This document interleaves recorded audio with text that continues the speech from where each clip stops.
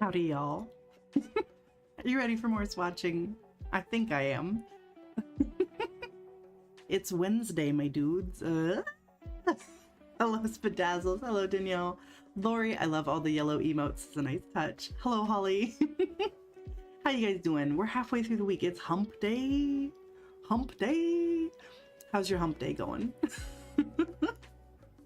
I hope it's going good.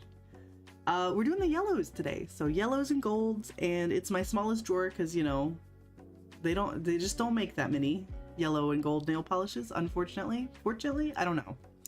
Do you feel like the world needs more yellow nail polish? I love yellow nail polish, but there's too much of a good thing sometimes. But yeah, let's just jump right into it, shall we? So let me see, like my spreadsheet, I only have 49 in this drawer. Little camel's hump day.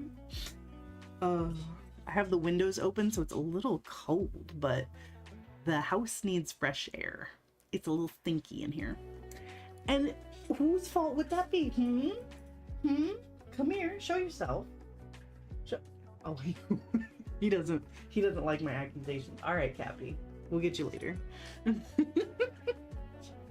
He's like, I don't know what you're talking about. It wasn't me. Like, sir, I know it was you. You a stinky boy. Oh, but let's see. Starting off, I've got some Aurora, some Cadillac'er, a China Glaze. This one, I was influenced by Wow Linry to buy this one from the Wonka collection because she liked it so much. And then some Cirques. Didn't have enough Cirques to give them their own section, so they're just in the drawer with the rest of them, but definitely have quite a few yellow Cirques. Let's see. Should be Vanilla Bean, Citrine. Oh, they happen to be in order. That's nice. And then I've got Hedonist, Laverne, and Sunnin. Hedonist is the one I was talking about. Gotta primarily lurk. Okay. Lurk away, my friend. Lurk and work. Get that bread. But yeah, Hedonist is like, if I'm gonna wear a bright yellow nail polish, this is my go-to. And then Shaka, and then I have one Colores de Carol Venetian Majesty. It's kind of ugly, but I love it.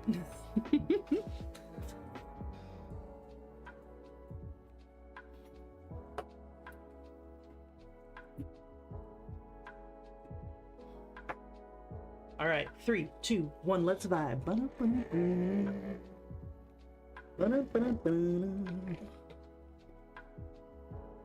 What if that was just all he did the whole stream was just scat?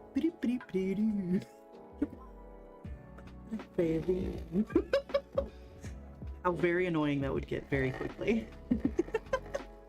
Heatedness is way more yellow than I thought it would be. Yeah, it's like, it's yellow. You know what I mean? It's that delightful fake yellow. Like nothing in nature is that yellow.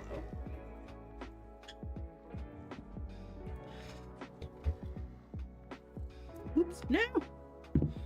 The vibe has betrayed me. There's a way to remove these suction cups on the bottom of it, because honestly, they get in my way more than they're helpful. Get back on there. There we go.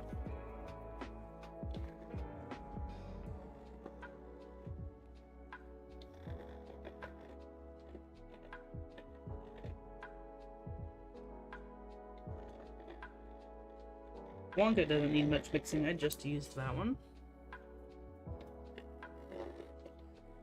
But it's been a minute on some of these, though. Especially the Cirques.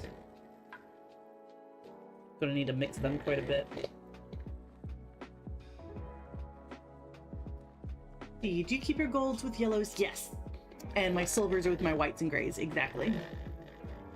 I don't think that's weird, because unless you are an avid collector of those metallic shades, there's really not enough of them to kind of make their own category. In a Helmer, anyway. So yeah, my top drawer that we did last Friday is, honestly, it's mostly light grays and silvers with a bunch of white Krellies. So very few actual just white polishes. But yeah, I lump them all together. There was a little while there when I had my yellows and oranges together and I didn't have room for the golds. I did keep my golds with my neutrals, but now that I've separated them out, I have moved them all to be in the yellows.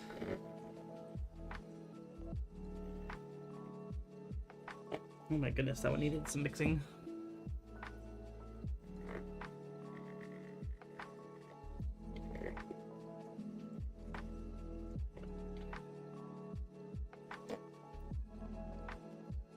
Look how separated this one's gotten. It's like green on the top, brown on the bottom.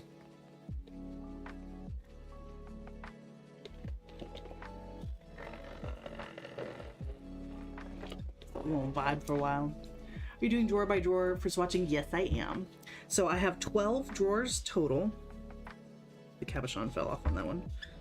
Oh, this is this is why I use Elmer's glue, so that if things happen, I can just scrape it off. And it's not a big deal. So yeah, I have 2 Helmers set up right now, 6 drawers each. We're gonna get through the 1 Helmer this week. By the time I'm done with this week's Swatch-A-Thon, we'll have 1 Helmer fully swatched out, which is very exciting. And then I'll just like sporadically work on a drawer at a time with the other Helmer.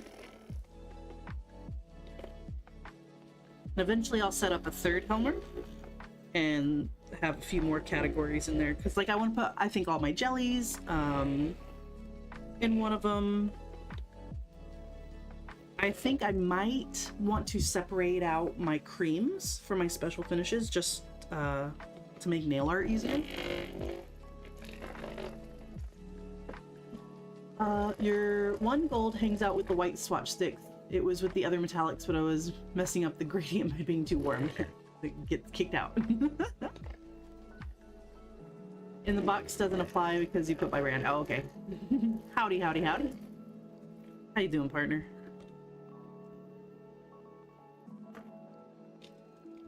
Linry is being very gracious and allowing me to be on her stream tomorrow. I'm so excited about it.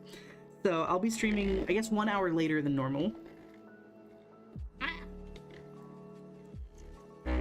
And I'll just be hanging out in the corner of her stream while she's doing something much more exciting. Oh my gosh, this polish has been sitting for so long. It just doesn't want to mix. The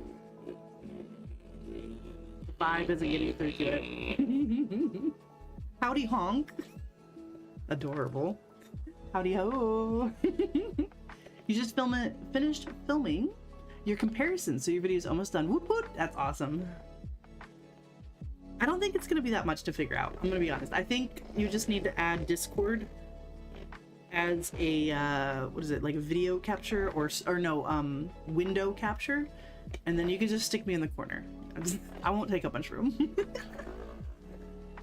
Howdy, you're waiting in the parking lot to drop off your toddler at preschool. I hope they have a great day. Are they loving school?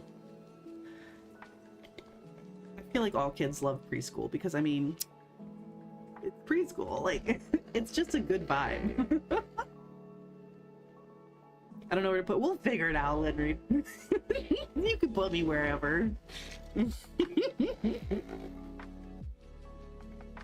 Or have me awkwardly covering up your nail. just blocking everyone's view. Exactly, not a cat cam, a Danny cam.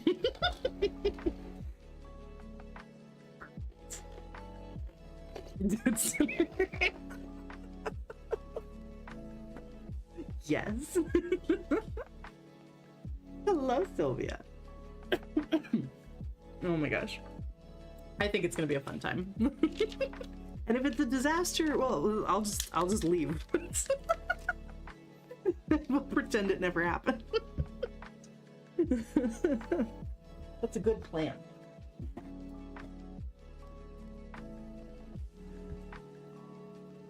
All right, let me get this capuchon back on. Come here, come here.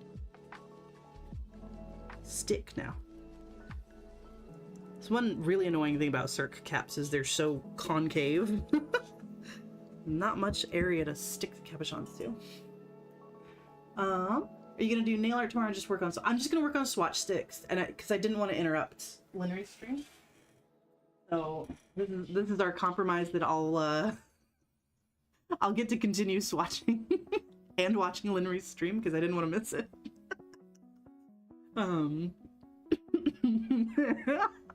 Yes, I'll just whoop right out of there. If things get hairy, I'm They're both in their enclosures. Yes, we're gonna be you know how when they introduce new animals and they put them in the same room but with like a wall. And they just sniff each other. Preschool is fun. It's like 90% play. Yes, it only took him 5 days to stop crying when he first started, which is great. That is great. Oh, I'm so glad he's having a good time.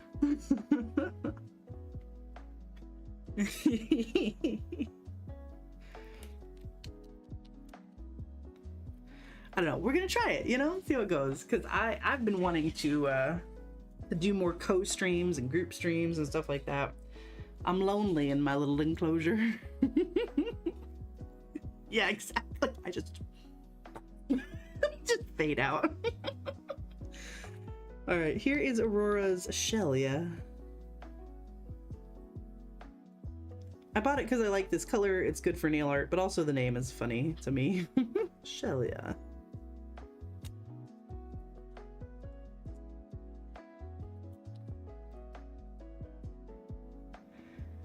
And then we've got Cadillac or neon lights. This one's gorgeous. This one is a lot of fun.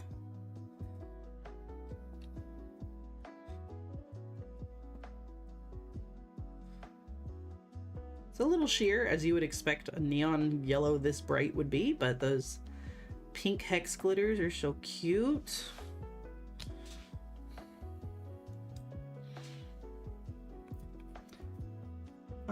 Need to figure out as well, because I've been wanting to do as well. I just it's my natural state. Yes, we're both if we were dogs, we'd have those collars that say nervous. Just stand there and shake. That's like our whole aesthetic. That's our whole vibe.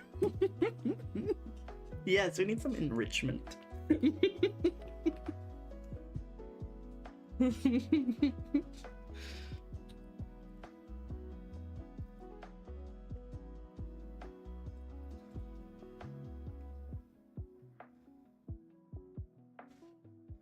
Oh, Linnery, this one's your fault. I bought this one because you influenced me, and I'm so glad I did. It's gorgeous. China glazed Wonka. I've got a golden ticket. You just got neon lights in a D-stash. You haven't worn it yet? Oh, it's so much fun. It's a fun one. I highly recommend some sort of blurring base because that it is a little bit on the sheer side. But it's a really fun polish. It's so bright. It'd be a good toe polish too. Just like obnoxiously bright toes. I love this one. This is Cirque's Vanilla Bean, and it really do be looking like vanilla, you know? In your cake batter or your whatever you're making. Come on, guys, goat. If you do not water your cermets, it will not grow. But when will it grow?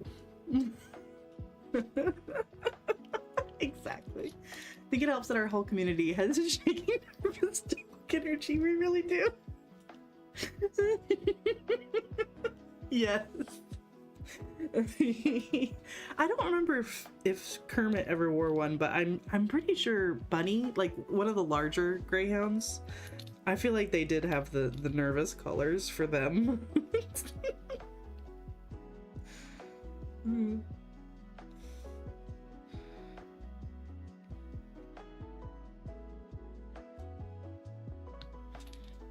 Alright, there's Cirque Colors Citrine, which, you know, maybe could have gone in the orange drawer, but it's one of those cases where I think it's yellow enough.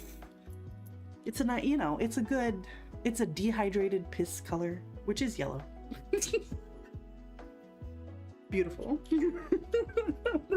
Right? Oh my Swatch, how hydrated are you? Hi Vex. You came in right as I was talking about pea color. It's always a good time.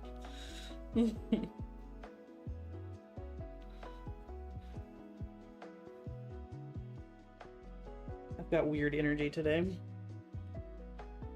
I think it's because I just keep waking up late. No matter how hard I try, when I'm off school, I just cannot wake up early, even though I tell myself, like, you really should. You should get up at the same time so you don't mess up your sleep schedule and so you can get stuff done.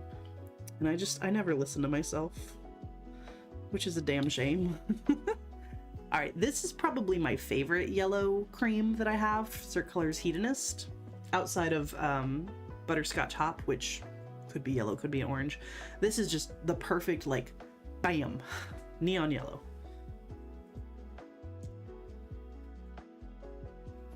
And it's yellow, you know what I mean? It's unlike Sunin, which is also beautiful. Kind of has like that almost a little bit of a green tint to it. This one's just straight up yellow. Thermit nasty boy.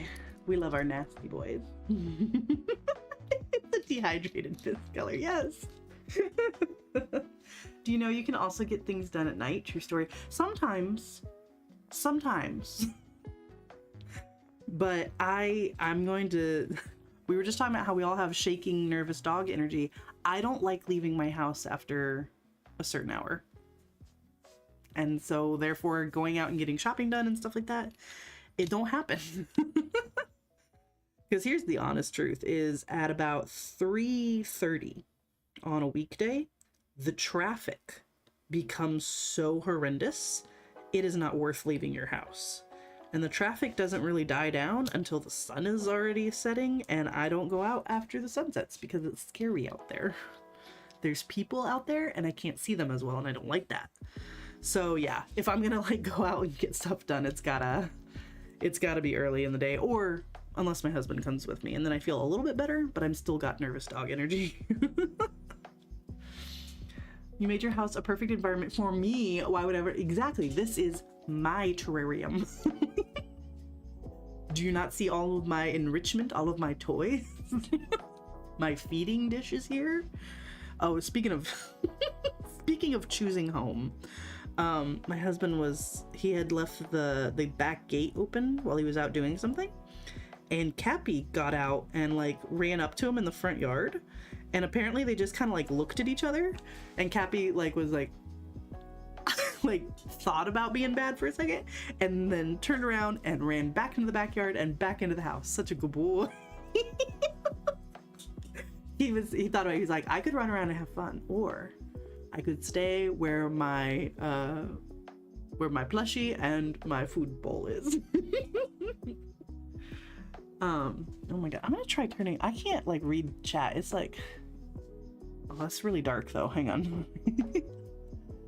I'll turn my light down a little bit so I can... There's a glare. Let's see. You mix part of LA Colors Squeeze into a clear to make a yellow shimmer topper, and I'm calling it Pika P. Because the Pika in Pikachu means sparkle, and he always says Pika P. I like it. I like that a lot. Literally after 3 p.m. I'm done with outside. Yes, exactly. Exactly. We're enriched here. You only leave to take yourself for walkies and go get groceries and go to the vet. Yep, I'm a homebody. I don't leave much. That's the thing, right? Once the bra is off, we're not doing anything outside. Hi, Allie. Yep, I feel the same way. And I like traveling when it's like a designated travel time, but like just leaving the house? Oh, absolutely not. Not unless I need to. All right, here's my Colors de Carol. This is a Venetian Majesty. I don't know, I just liked this one's vibes. Some of you all make the mistake of having jobs you have to come home from. Yeah, there's that. You did math and scaled up your first nail polish recipe. Nice.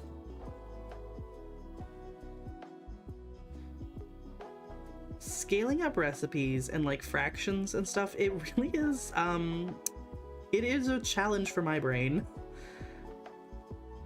Like, I know it's kind of technically lower level math, but I'm like, I don't understand.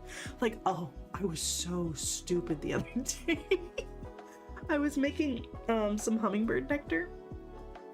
And it's all the recipe is 1 part sugar to 4 parts water. So basically, for every 1 cup of water, it's 1/4 a cup of sugar. That is as easy, like, easy. And I was making 3, oh, excuse me, sorry. I was making 3 cups worth to fill up the feeder, and I was stumped. I was absolutely stumped. I was like, what is 0.33 times 3? Like, I was way overcomplicating it. And I did that like for a couple minutes before I finally went, just use the 1/4 cup measure 3 times. Like, golly.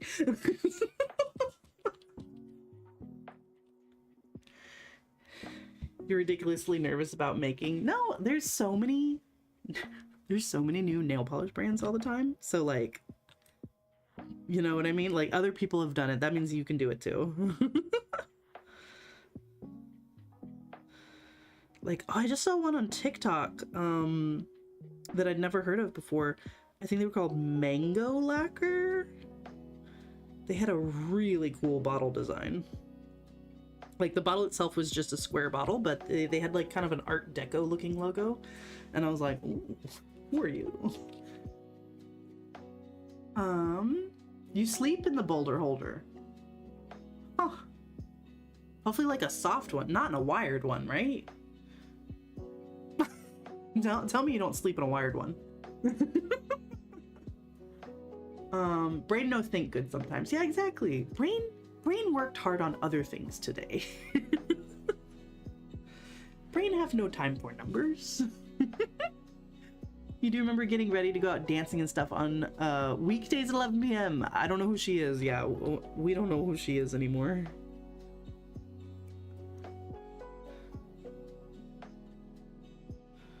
I do enjoy it when clubs have like millennial nights where it's like from 9, or it starts at like 7 to 9 or something like that. It's like, oh, I can be home and in bed by 10. Thank you. Oh, you're mixing them up for fundraising? Yeah, that's exciting. Don't need brain to make nails pretty. We just go brrr. Exactly. Nail polish go brrr. No thinking involved.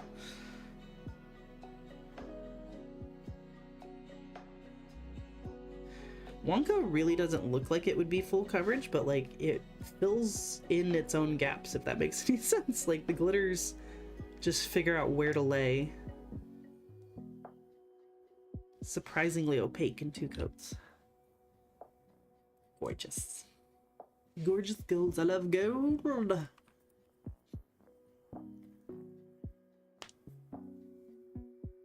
Zero measurements, just chaos. That's how I liked that. That's what I did at the PBE polish making class. I was like, just vibes.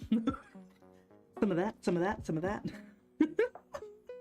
In fact, when we get to the, I think it's in the pink drawer, you'll see one I made that I called For Fun and Me Time, because I just went ham. I was just like, I'm gonna grab a little bit of every kind of glitter and pigment that I like and just put it all in the same bottle and see what happens.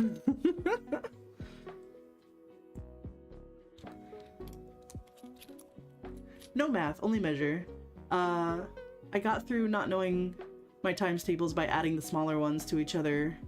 8 times 6? No. 8 times 3 twice. Big brain. That's exactly right. That's how I do it too. That's how I do it too.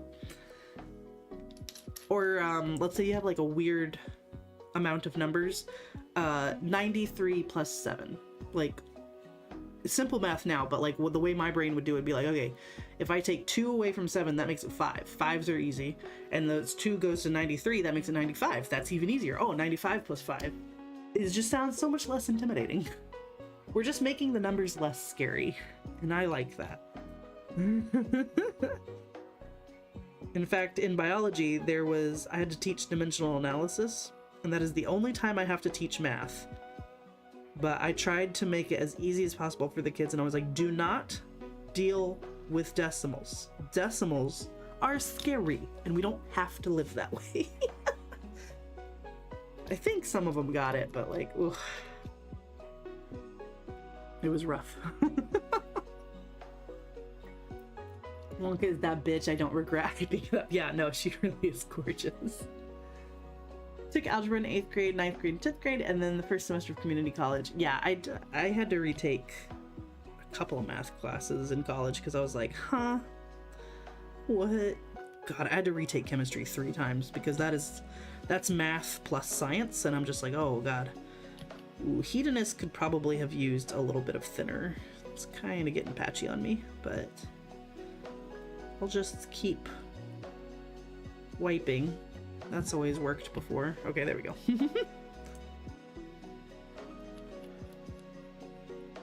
Are you going to PBE this year? I was planning on it, but then something happened in my personal life and I have no money. All the money is now gone. So, maybe we'll see if we'll see where I'm at financially for this summer, if I'm able to travel. I hope so, but I don't know.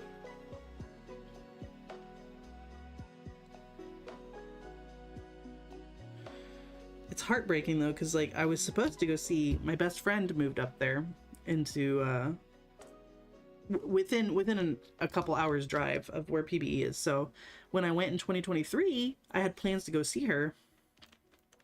But then we got sick with COVID, so we did not go see her, which was, you know, was good. I didn't want to get her sick, but that means it's been quite a few years since I've seen her, and I've never seen her house that they bought up there. So I really want to go visit her if I go to PBE.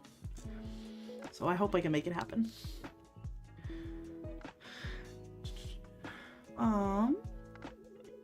Had like 17-ish year gap between grade 11 math and university calculus, and had to reteach myself the basics. Barely survived. Yeah. Teaching yourself math is so hard. My math tutor said I couldn't carry a calculator with you at all times. Haha. Joke's on you. Yes, we can.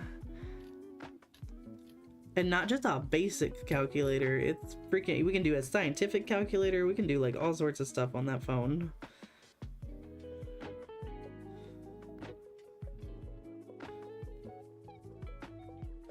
But you still gotta like know what you're doing. You know what I mean? So my friend, former coworker, she taught algebra, and yeah, she had a whole segment on like learning how to use a scientific calculator properly and all the different formulas. So you can do so much on those things. 93 plus 7.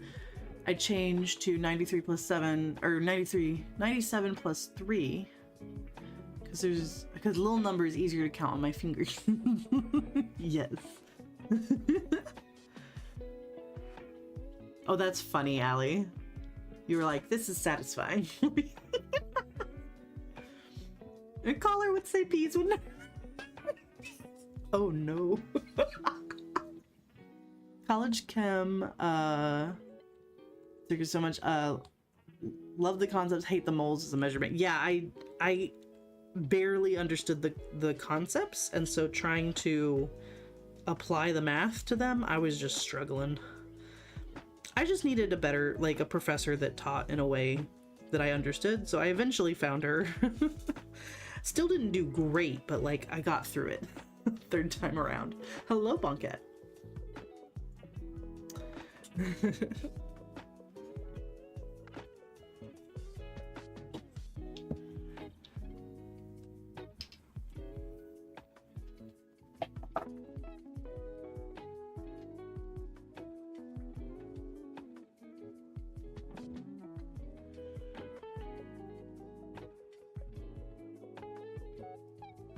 We're working on the yellow, George.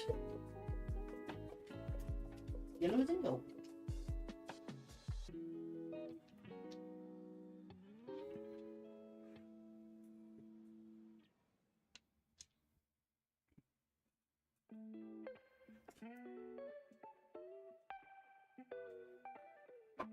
How's everybody's week going? You've made it to hump day. If you make it through today, you can make it through the rest of the week. Hump day. Mike, hump day.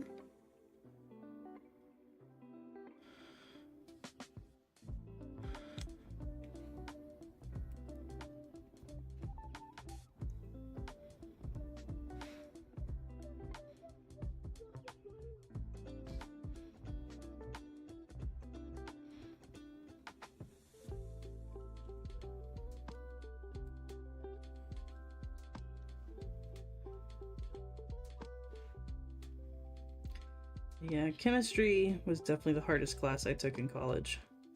Physics was pretty tough too, but I did have a really good professor.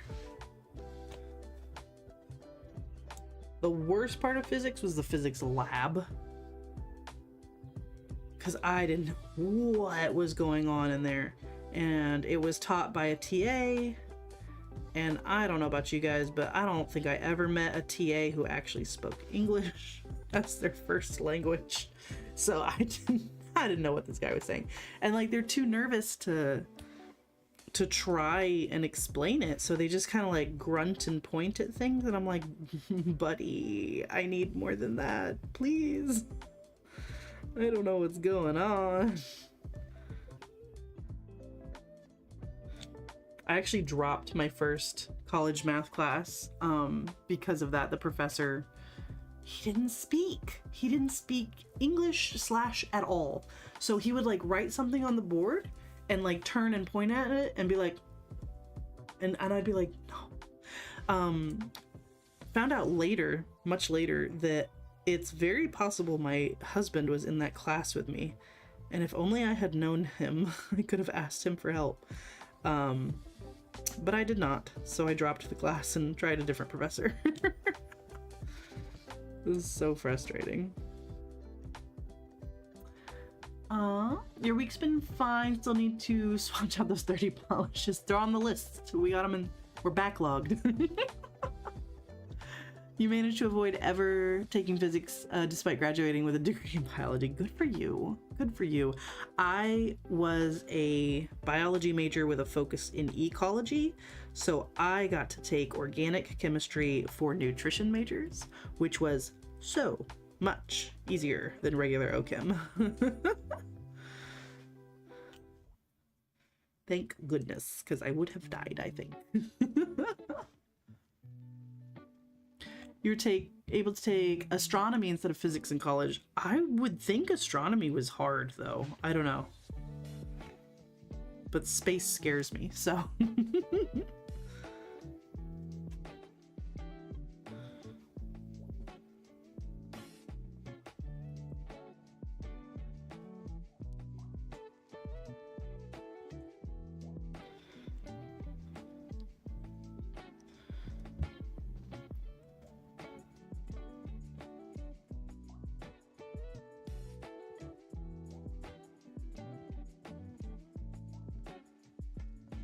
The only like space related thing I'm really interested in seeing is the Aurora Borealis.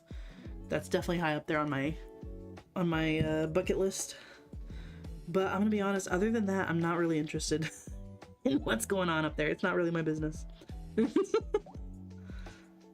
Like, oh, my grandfather, he was really into astronomy and stuff, and he wanted me to learn the constellations with him and stuff. Oh, I hate constellations. I just don't see it, you know? Hi, Melissa. The little dots don't make pictures to me. Even if you connect them, I don't see it. Excuse me, sorry. What does my husband teach? He is a special ed para, so he technically teaches a little bit of everything, but definitely the kids come to him for math as his specialty. But yeah, he works with the specials. Right, my professor saved me so much figuring. Yes. Unfortunately, there were sometimes that like my schedule I just had to take that class at that time, and it was like, oh, I love that professor, but I got through it. Yeah, figuring out which one had the least amount of books and let me turn in assignments late. Yes. Rate my professor is GOAT. You took the regular OChem and loved it. And see, I can't. I hate chemistry. Inspired you to take 4th year environmental chemistry class that destroyed me. Oh no. I'm glad that you still managed to pass it. Space scares you, but the ocean is okay. But the ocean is here. Space is up there. I'm cool with the ocean. Now, does that mean I would happily climb into a submarine and go to the bottom of it? Probably not. I'm gonna be honest. Probably not. But like, I'll be on a boat. I'll chill on a boat with you. Maybe splish splash a little bit. I'm not a very good swimmer, so the likelihood of me surviving is slim, but there's a chance. Unlike space, where my likelihood of surviving is pretty much 0. There was math and astronomy, but 1/4 the class was going outside and looking up at the telescope. Okay. That makes sense then. I could maybe handle that. Majored in criminal justice and sociology. 2 years too late, I realized I was surrounded by awful comp guys and no longer wanted to do anything in the field. I'm so sorry. I mean, the college should be free so that you have some time to figure that stuff out. / high schools should have expanded curriculum where you get to do internships and stuff like that, and figure out what you actually want to do. Man, if I was in charge of the education system, boy howdy, a lot of things would be changed and like fixed, because the shit's broken, man. As a teacher, I'm gonna tell you, shit's broken. And it's so sad, but change is so hard when there's that much money and politics involved in it. But yeah, really, high school kids should be able to do a lot more career exploration. And college should only be for those that actually really like want it, rather than like the default for everybody, because that's stupid. That's a very expensive, stupid thing to make default. Let's see. You skirted through science. It moved with a C and 70. And hey, that's all you need. C's get degrees, man. I'm sure the environmental made algebra 1 a requirement because of me in part. They're like, You took an accounting class online years after I got a bachelor's in art. Never again. Accounting is like it's just like a completely different. I know it's technically just adding and subtracting, but like, it's a completely different like way of thinking about it, right? I don't know. My mom was an accountant for a long time. All right, let's see. Up next, I've got a Geeky Bees. And then I've got 3 Glistening Glows. Let me put these in the right order. I've got Lemon Heads and Pineapple Princess, which are horribly similar. Then All of Me. Which, maybe I shouldn't put them next to each other. Let's put Pineapple Princess. So, Lemon Heads, All of Me, Pineapple Princess. Oh, and my little rubber bands came in. Yet another thing I'm stealing from Littering. I'm gonna mark my PR polishes or gifted polishes, of which I have very few, but they're there, with a rubber band. What color should I do for PR? I'm gonna go with purple PR. That makes sense to me. Yee! Ooh, I feel so official. Haha. Such a smart system. I'm gonna tell you that this is a reflective glitter polish. I already know it's gonna need some drops. You love boating. Don't remember ever getting seasick. I definitely get seasick, but I like being out on a boat, so I'll just take some Dramamine and it'll be fine. Ah, crime. Again, I'm always committing crimes over here. This is really thick. Need a lot of thinner. She's so thirsty. Here you go. Drink up.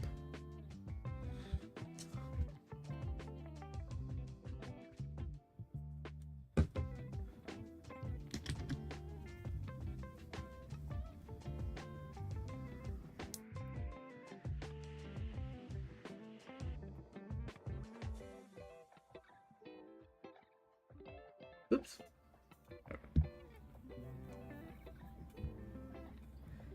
Alright, we let that sit for a bit. Let that thinner soak in. I think everything else will be fine. I'm sorry if I'm missing your messages. You see patterns in popcorn ceiling, but the constellations didn't look like they were supposed to. Yeah, thank you. Yeah, the dippers. I'm good with the dippers, but like, yeah.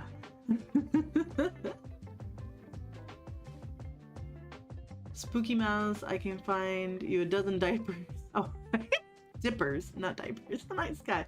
But I don't know which ones are the right ones. I don't know.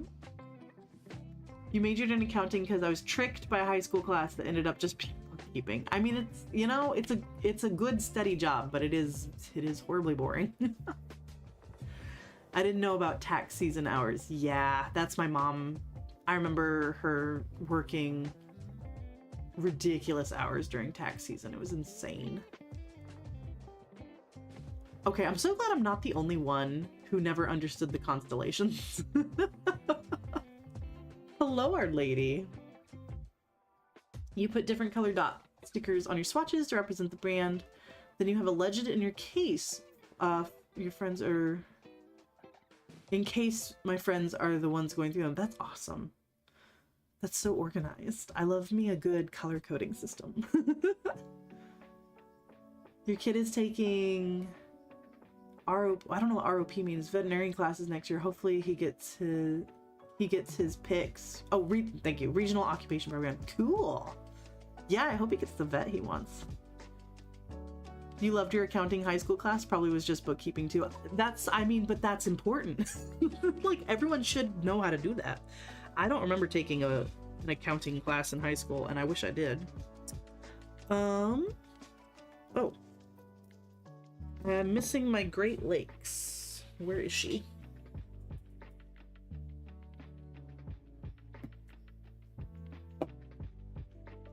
There she is. Alright. Great Lakes lacquer, my ashes after they cremate me. Such a vibe. Alright, and then up next we've got... Oh, the hollow tacos. Well, I'll come back to them, I guess. They're in their own section. Should probably be on their own little ring. Alright, everybody scoot down, scoot down, scoot down, scoot down. Because we've got one island P. And 3... No, whoop. Scoot down some more. I forgot when I moved the golds from the other drawer. Some of these got re-alphabetized. So I have my Jour Couture vibes based off of Beautiful Woman Vibing. We'll never not laugh at that polish. And then 3 Lacquer 22s.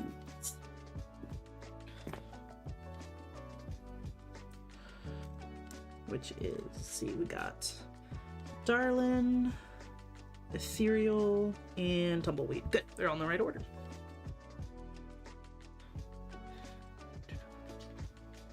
Your dad was an accountant and he does my taxes for me. Be out of my depth once he eventually passes, hopefully over a decade with him. Yeah. Yeah, my mom did my taxes for a long time.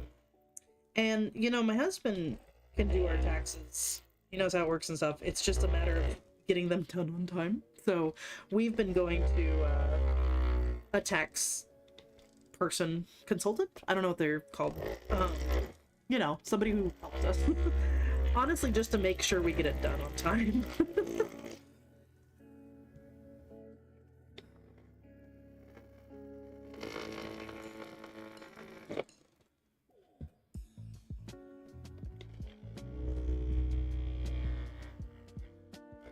Might have to do several rounds of thinner on this one.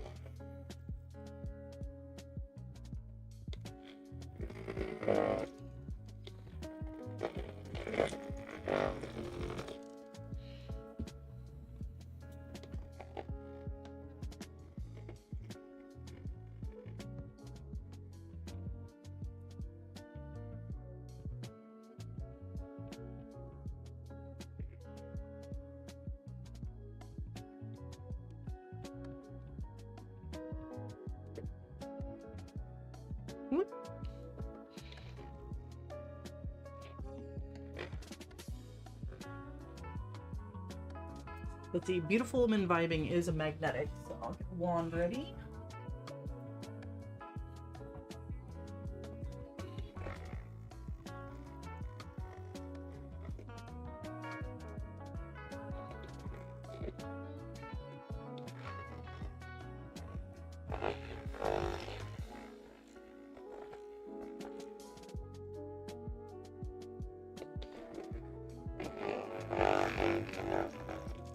You did your taxes last night? Good job!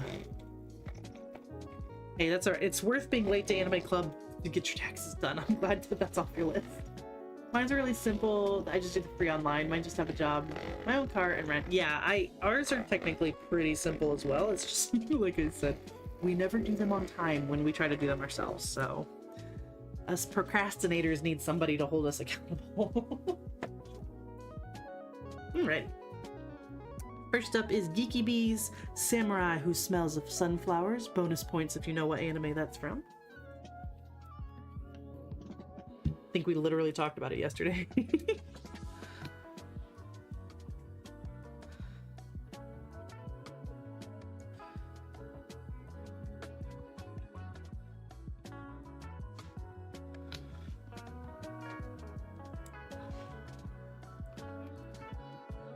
It's very simple because you just forward everything to my husband. Let him. Yes, there you go. Husband, here's some numbers. Alright, let me triple check. Yeah, this is Glisten and Glow Lemon Heads.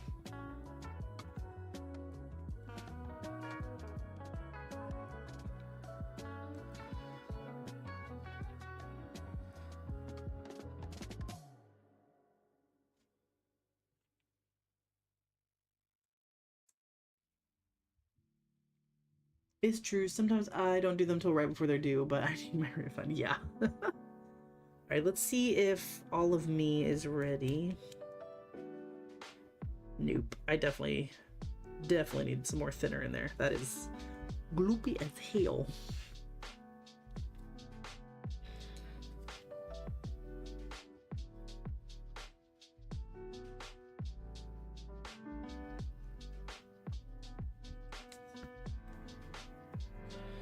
Man, I'm gonna need to order some more thinner at some point. Going through that bottle a little faster than I thought I would. But it's because these polishes get so thirsty. Yeah, I'm gonna let that one sit for a little longer.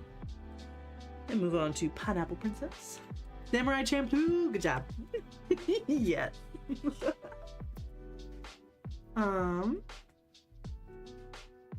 Might be too raunchy, but Fooly Cooly is only 6 episodes. I don't understand Fooly Cooly. I have watched at least part of it, maybe all of it, I don't remember. And I didn't have a good time, so if there's overwhelming desire to watch Fooly Cooly, we can, but me personally,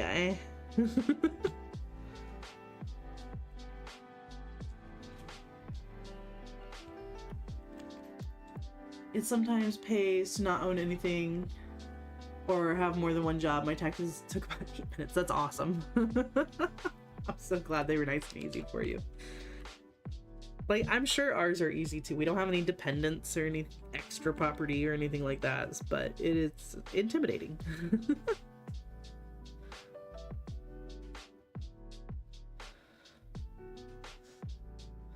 This is my ashes after they cremate me, which I think, like, it's obviously it's a joke because like we're so full of glitter and stuff like that, but it's also like such a dark joke. I don't know. It took me by surprise when we saw it on PPU, and I just I'm not over it. I like it so much. Don't know the Discord that you do Anime Club. Can you spell it out for me? Yeah, we're in the Fanaticure Discord. One sec.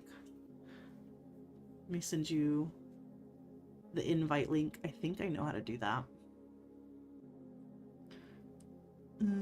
Copy. Now, this is not my Discord. This is my friend Steph's, so make sure you read the rules and follow the rules and all of that. But yeah, if you're down to participate, come on over to Anime Club. It's been a hot minute since high school. I do like the soundtrack to Fooly Cooly and the Pillows. Yeah, it's been a long time, but I definitely remember the name and some of the chaos that's in that show, and I was like, it's not for me, but I'm usually willing to give things another try, especially if it's been a long time. Oh, that's ILMP's lemon cake. It's adorable.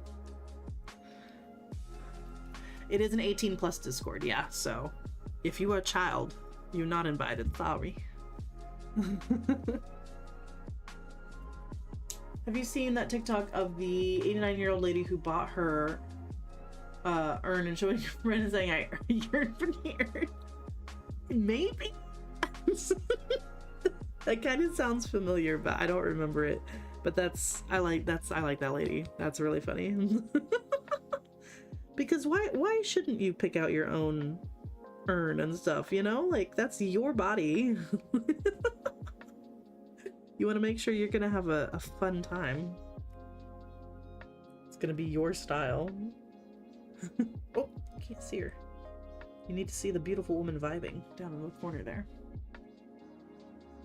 Couldn't make it through Fooly Cooly. Husband watched it himself. Same with Beastars. Too much for me.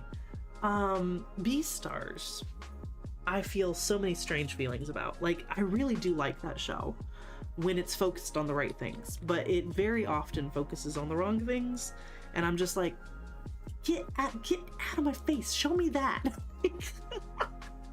Hello, Kadachi. You want to go to Glass Jar? You know, the dark. Yes. Sprinkle some glow-in-the-dark powder in there with me, and let me just freak people out.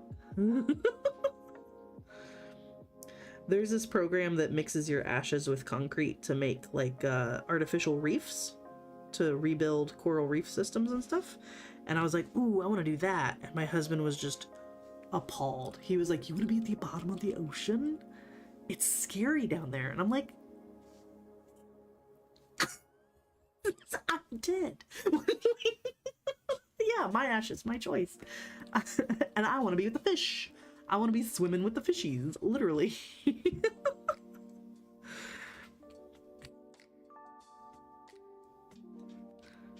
As long as they let me mix in my dogs too. I want it to be me and my dogs chilling at the bottom of the ocean. We gonna be mermaids, okay?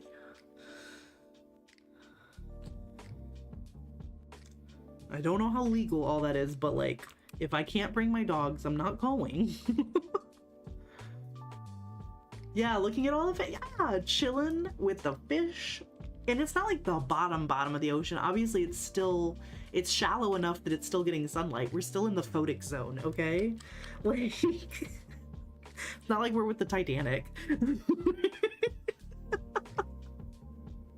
We'll be fine. Scuba divers come by every now and then. We say, hey, what's good? I think it sounds delightful, personally.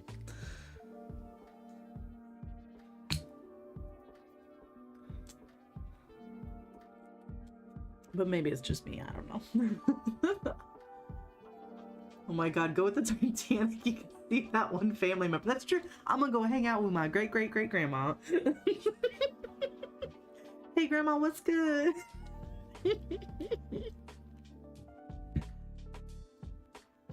Grow me some rusticles. Oh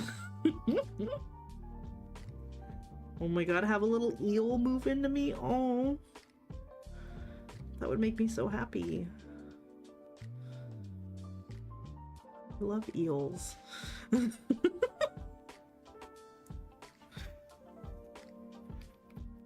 Let's see. Cremation means 100% will not be buried alive by accident. So, which also happened to one of my relatives. Let me sleep in the big soup. You like the idea for mushroom coffins? Yeah, if I have to be buried, definitely some sort of eco-friendly, quickly eaten by worms. Definitely. I could be pressed into a diamond, but no one... I have no descendants. Like, who would that pass on to? I'm gonna end up in a pawn shop. Let's see. Hourglass, and then record like a message about them to hurry up and play. Yeah. You're running out of oxygen. Hurry up. No, my grandfather does genealogy, and so he's like tracked down it kind of impressively far back. But we had a family. They have a certain name, but it was a group of Germans that were encouraged to move to the like kind of Odessa area of what is now Ukraine but was Russia, and farm. That's what they were doing. What were they called? It starts with a B, I think. Anyway, so that was, my family members were part of that, and one of them very much got buried alive. Like, they were still breathing and stuff. They were just like unconscious. I guess, I don't know, they were really sick. They were in a coma, who knows? And they were like, well, not working the farmland, so I guess you're dead. Holy shit. Even if you have descendants, your grandkids still spill your ashes and then you're in a vacuum for eternity. Yeah, exactly. I definitely don't want to just be stuck in somebody's house, right?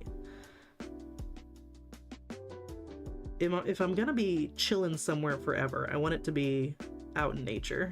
I don't want to be in somebody's living room. No, thank you.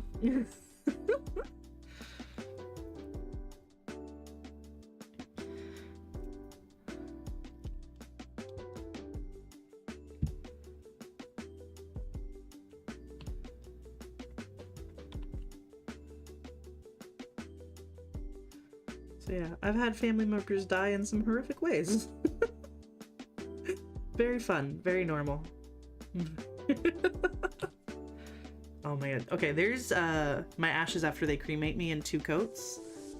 Still kind of a topper, not gonna lie. You can definitely see like nail a line through it, but it's so fun. You know work, you now fertilize. Exactly. Let me fertilize, okay?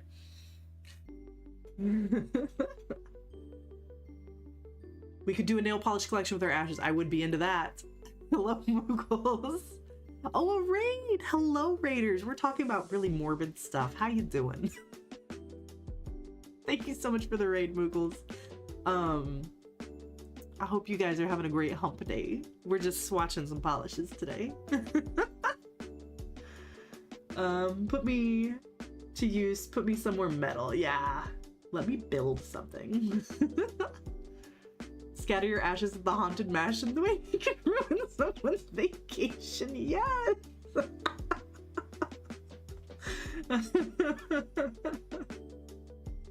Yes, if I put my ashes into nail polish, you will be required. Hello? Is it frati? Fratre?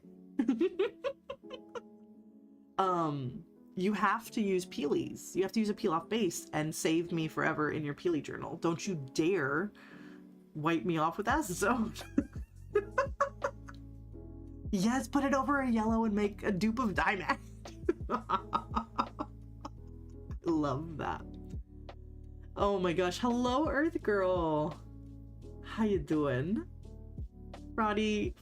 I hope I'm saying your name right. And Moogles, so glad to see you guys. We're talking about some messed up stuff. 100% would love my ashes put in nail polish if I can't have my first choice, which is to be composted into protected native insect habitat. I love that. I love that so much.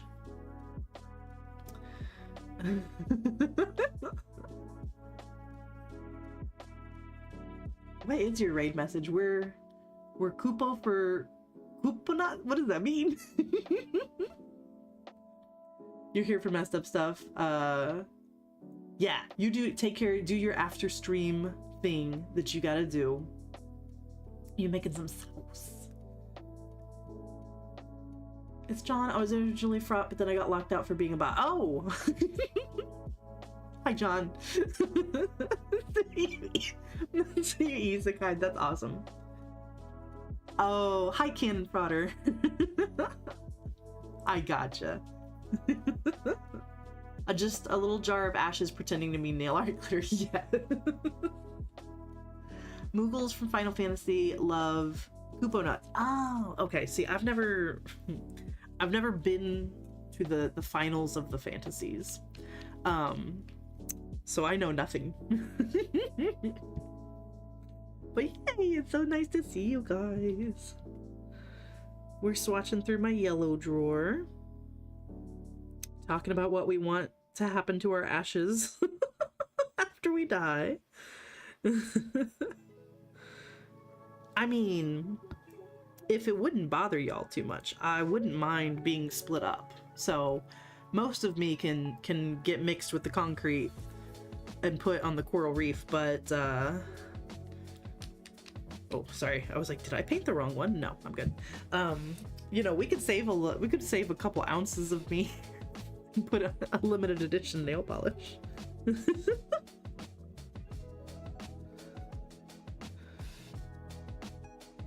What would you want to be? Would you want to be a topper, a Crelly? Like what does your eternal slumber look like in a nail polish? For me, yeah, probably a yellow, honestly. I'm a top. Hell yeah. I know you're game vexed. I know what you're doing. I would want to be a Crelly in a very similar color to Butterscotch Hop. And then my ashes can be the very fine, honestly, a lot like Samurai Who Smells of Sunflowers, kind of that really fine black glitter. That would be my ashes. And then a blue shimmer. I think that would be me. That's what I would like. You want an Irish send-off? Prop my dead body in a seat at the bar, tequila in hand, every party. Nice. You also like the diamond idea? How much ash do I need? I have no idea. Gonna make a diamond charms and give them to my friends. Yes, everybody wear friendship bracelets with me in them. That's actually adorable. I love this prompt. I do too, I'm having fun. Shimmer, glow in the dark with reflective glitter. Oh yeah, that's a good one. That's good. Wait, but what's the base color? Or just the topper? As a nail polish, I'm a glitter color, probably a blurple color. That'd be so pretty. Let's see. Apparently human ashes weigh between 4 and 8 pounds, which is more than I expected. Yeah, we can make a lot of polish. We can be split up and do all sorts of things. A little here, a little there. It'll be fantastic. In the dark or in the sun, you will not ignore my ashes. I am here. As a nail polish, I would need bitter. I'm gonna be gloopy as hell. I like it. Oh, I like it a lot.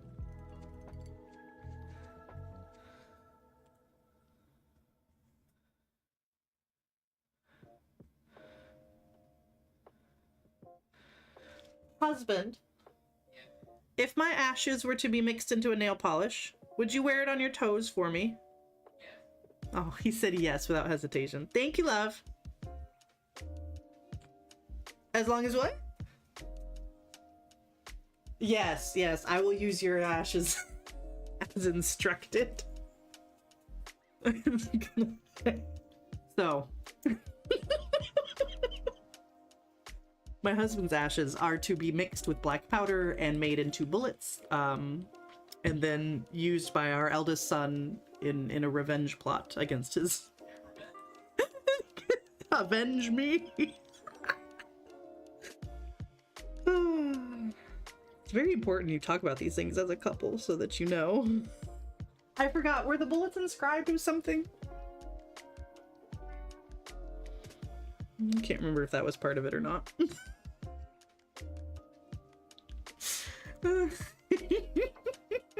That's love. Oh, I'm missing things. Let's see. Oh, your ashes will be the base color. Oh, that's gonna look so good. Your grandpa was cremated and then buried in a tiny plot, sorry. I would love to do that, take up less square footage, but still get a little headstone. Yeah. I think it would be a black curly with a teal turquoise shimmer. Ooh. If we mix this all together, we can do the whole bucket list. Do some dinosaur. Yeah, that's true. We can do a little bit of everything. I mean, ashes just seem like the most practical way to go. And you know, if you'd rather be buried, maybe just donate your fingers. We'll just throw your finger in the cremation pile. That way we get to take a little piece of you with us. Isn't this nice? Isn't this what friendship's all about? Okay, I need to come back to this glisten and glow because it is surely workable now. Oh my god, it's still so gloopy. What happened to you? This polish. I'm just gonna try and make it work. See, this is what some of y'all's ashes are gonna be trying to, like, working with this polish. Like, it's gonna be beautiful, but like, my god. It's such a difficult formula. Okay, need to do a second coat on that.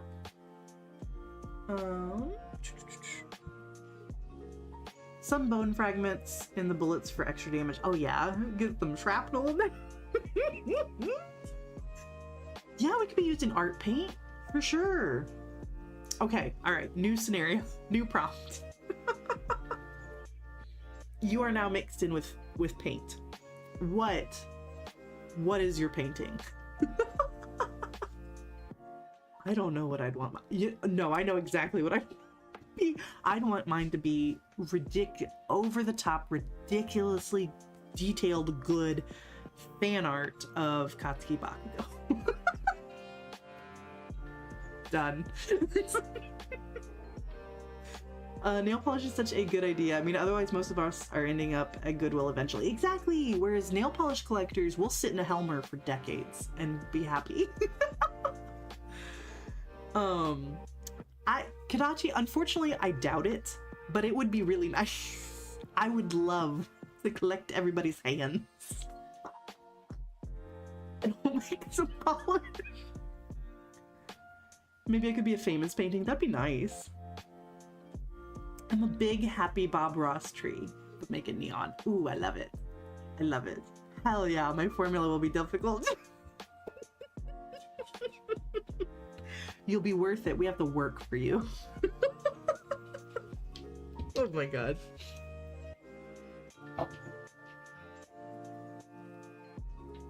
Y'all are the funniest people I know.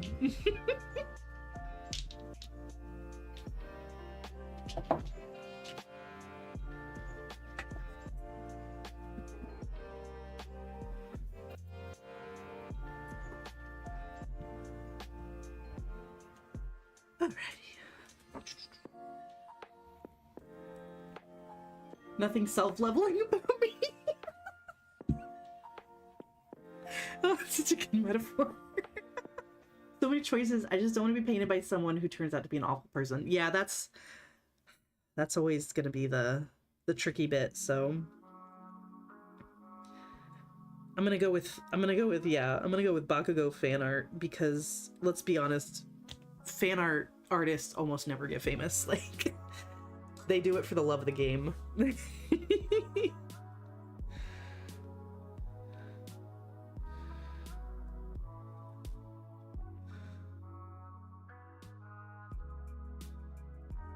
Ooh, okay, here's the scenario, right? We get mixed into some paint. Obviously, we're very expensive. And so some people bought us as like collectors or whatever, like a novelty item, never intending to actually use us. But their rebellious child is sneaking out to their first protest, and they just grab you off the shelf, not realizing that you were any sort of like special type of paint, and scribble a quick protest sign. It's crude, it's raw, but it's full of passion. How about that?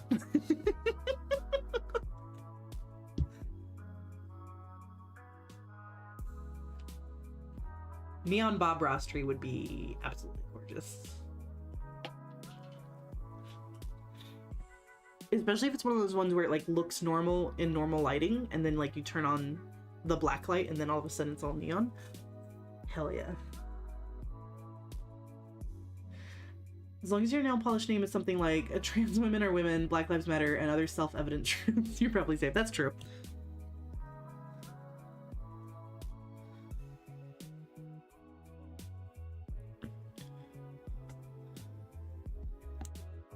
You can weed out a lot of undesirable behavior by just like making your name very clear.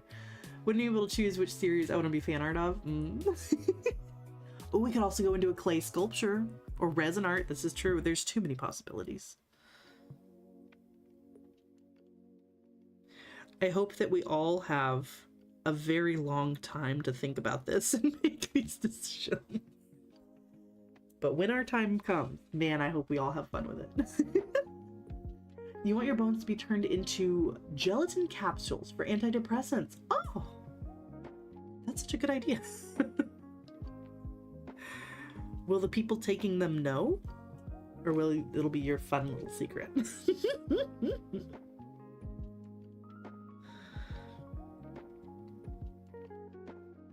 Oh my god, speaking of gelatin, one time my husband forgot the word for gelatin, and so he was trying to describe it, and finally he just goes, you know, powdered horse hooves. I went, oh, gelatin.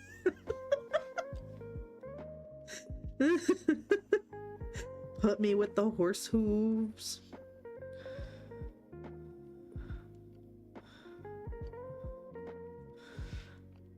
Y'all, we're talking like it's a Monday stream. What are we doing? It would have to be a BKL with that title, yeah.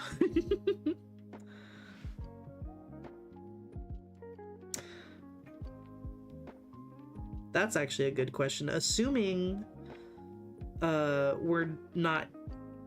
don't have the setup to manufacture our own ashes into nail polish.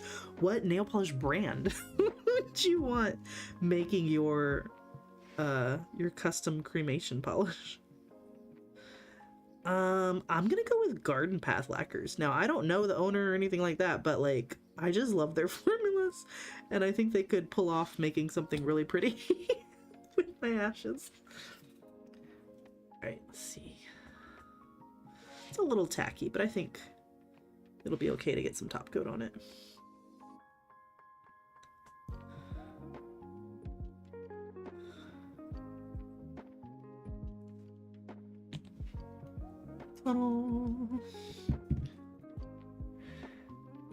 Let's see. Ooh, make it be street art, political street art. Hell yeah. One of those silly 3D ones where the people pretend to trip on the sidewalk. Yeah, I like it. You wouldn't mind just being a weird little knick-knack? Yeah, weird, you know? It's not much, but it's honest work. You think Scofflaw? I don't know, Scofflaw. They would pair me with a fun glitter and give me a ridiculous name. Perfect. Logistically inspired scents. That would be really funny. What scent would you want to be? Aspirationally hollow taco. Oh yeah, I would be so honored. Hollow taco would use my ashes to make nail polish. You're going polish, very shimmery. Yes. Holy Order, if perpetual lacquer. Perpetual, like, since they're doing weird polishes already. I've never heard of that brand. That's an awesome brand name. I need to look them up.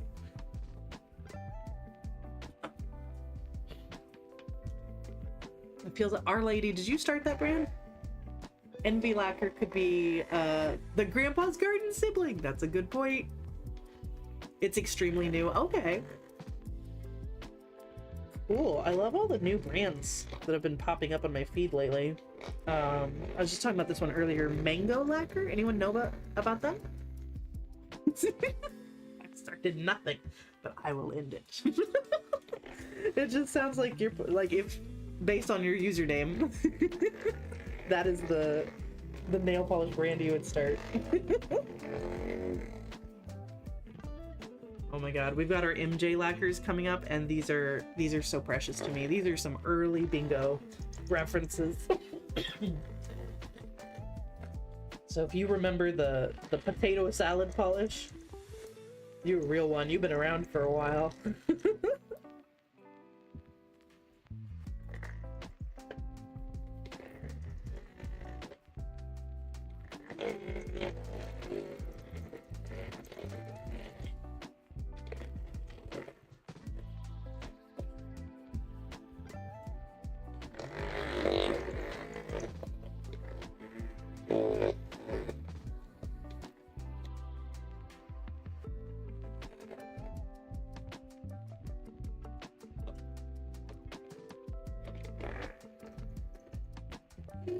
Your husband and I are buried under many generations of things that we inherited, so my goal is not to leave anything that could be a burden to my daughter. That is so... Bonquette, big round of applause for you. I wish more people thought that way.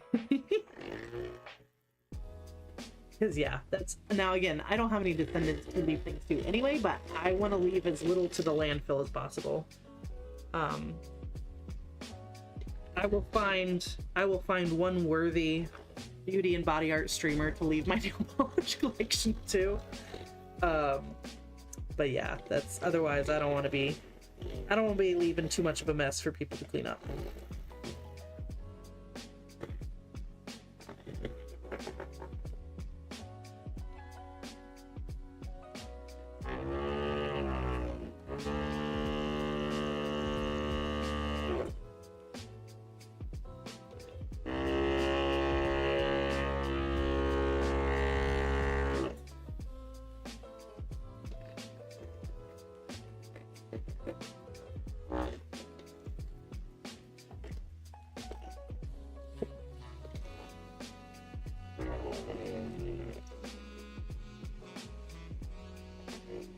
Oh my god, my hands are so tingly. Alright.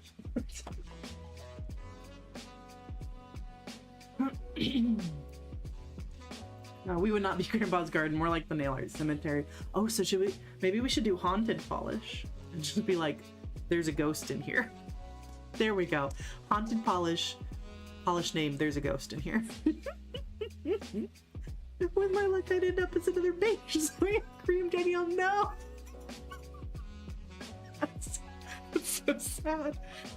Holy Order of Perpetual Lacquer has done real opal and flowers in their polish. Oh my god, so I can let go of Death Valley Nails because Death Valley Nails has done some weird political... Nothing outright, but like... I feel a little weird about Death Valley Nails right now, so that would be fantastic if I could get a new polish brand that puts stuff in it. The color pencil shavings too? Yeah, Death Valley Nails did that. Who's calling me? Who are you? I don't know you. That's my purse. Hang on, I gotta look them up right now. Order. Oh, perpetual.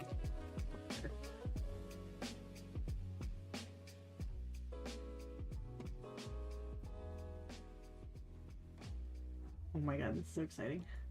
Now closed. Come back now, y'all. Alright, I love them immediately. Book of Genesis restock. What is brand? Oh my god, I might need to subscribe. I can't even... Can I just look at some pictures? Can I just look at some pictures? Okay, immediately follow. This is exciting. This is so exciting. Oh, these are fun. Look, they got a bar glitter. Okay, yeah. I'm gonna have fun browsing. Is this their bottle shape? Or is that something else? Oh, these are cuticle oils. Okay. I was like, that's a crazy looking bottle shape. Ooh. Yes, polish with the stuff in it. I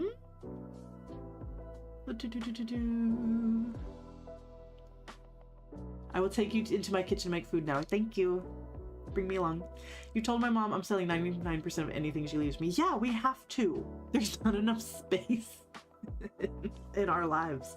We just cleared out your mother-in-law's house and found a company called Good to Go that will resell, recycle, and reuse items. Nice. I feel better knowing it was not going straight to landfill. Yeah, because that's been like a really hard pill to swallow with decluttering, is that like a lot of this stuff has to go in the trash. Now, granted, I'm donating and selling as much as possible, but like, yeah, a lot of it is going to end up in the landfill, unfortunately. But that's the thing, like the money's already spent and the item's already here. It's not your fault where it ends up. It's just got to get out of your house. Do we have to be religious to like Holy Order? No, this definitely looks like a tongue-in-cheek sort of title. Oh, here's the pencil shavings one. Yeah. Put trash in my polish. I love it. Holy Order lacquer. Yeah, let me send the Instagram link. Hopefully that went through. These are fun. Oh my god. Yeah, this is the one with opal in it. Dude, I'm buying their entire catalog. Just kidding. But maybe? Oh, that's so cool. Ooh, and it's nice and textured. If you don't like textured nails, probably not for you, but I like bumpy nails. Holy Order is extremely inspired by Monty Python. That makes sense. Yeah. Bro. You just finished an estate sale for your mom's house. They moved out everything that was not sold. When the house was sold, I'd be so happy. Yes, get that off of your... Get that monkey off your back. Looks like Death Valley Nails might have gone down the crunchy alt-right pipeline. Yes, which is why I'm like... I really liked their polishes and their vibe, like their aesthetic and stuff, but not if they're gonna do that kind of stuff. Now again, I don't think they've posted anything to the brand's account per se, but there has been like just some weird stuff and I just don't want to go there. You know what I mean? I honestly don't like it when a brand gets too political either way, like, because I don't consider like trans rights and gay rights as political. That's a human right thing, so don't take me that way. But you know, if a nail polish brand like posts about like a politician, I'm just like, why are you doing that? I don't like that. You don't like that. But like whatever you post on your private account, like I don't know. Anywho, I'm not religious about nail art. I'm spiritual. I like that. I think Familiars Delia has shown a bunch of these polishes on her hands. I have to look that up too.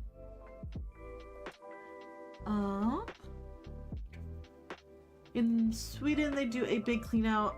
Yes, that got really popular, the Swedish death cleaning.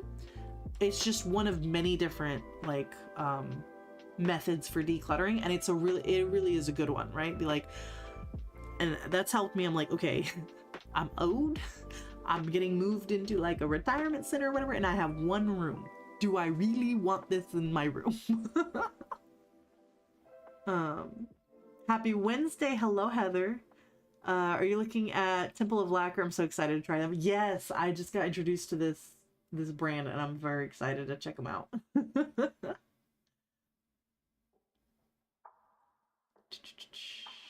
And yeah, Death Valley, they are prettier anyways. These are prettier. I just really appreciate the idea of just putting dirt in a nail polish bottle. It brings me joy. You're sad the one guy from Monty Python has sided with J.K. Rowling. I don't know. I honestly don't know much about Monty Python. I've only seen like 1 or 2 movies, but they're old enough that I'm not that surprised. You know, the older generation, they're just not as open to new ideas. You've heard of Swedish death cleaning? It's a really good, like, I know it sounds dark, but it's a very healthy mentality of being like, okay, let me do the heavy work instead of dumping it on my loved ones. Because, like, oh man, I'm following this lady on TikTok right now whose father sadly passed away, and he was a hoarder. So she is cleaning out his hoarded house. And the thing is like, yeah, he kept everything from her childhood, but it's all ruined. You know, it has been buried under piles of dirt, cat pee, and insects, and everything's ruined. It's like, nothing was actually saved in the end. Despite them saving everything, nothing was saved. So it's really sad. It's really, really sad. Okay, I had quite the yap session, so let me get back to the polishes. We've got Lumen. We've got the 2 MJ lacquers, which, let me make sure they're in the right order. They are. We've got a Moxie. I want to say this is the first Moxie that Mediocre Manis they collabed with. Then we got a Night Owl. Then I have my Orleys. I'm going to set those aside for now. I've got 2 painted polishes, which is Animal Style, Winging It. Oh, and then next should be the Phoenix. So let me scoot these down. Applejack. Gotta have my pony polishes. And I've got 2 Pinnacles. I've got Butternut Squash Soup and Death Valley. And I don't think any of these are magnetic, so I'll set that aside. I have a lot to catch up on. Hang on. They started with minis and moved to full-size bottles quick due to demand. Oh, good for them. I think when you worship politicians, it's generally a bad move. Yeah, because they're just people. Politicians who align with my morals sometimes do things that very don't. Exactly, because they're human beings. You need to vote for policies, not politicians. Bought the Death Valley fossil polish and a few other nature ones for sure. I just wanted dinosaur fossils on my nails. Exactly. That's exactly how I feel. I am not, by buying from Death Valley Nails, I am not embracing anything that they say. But I do enjoy the polish. But I am not buying from them currently. Because I feel a little weird about it. Ooh.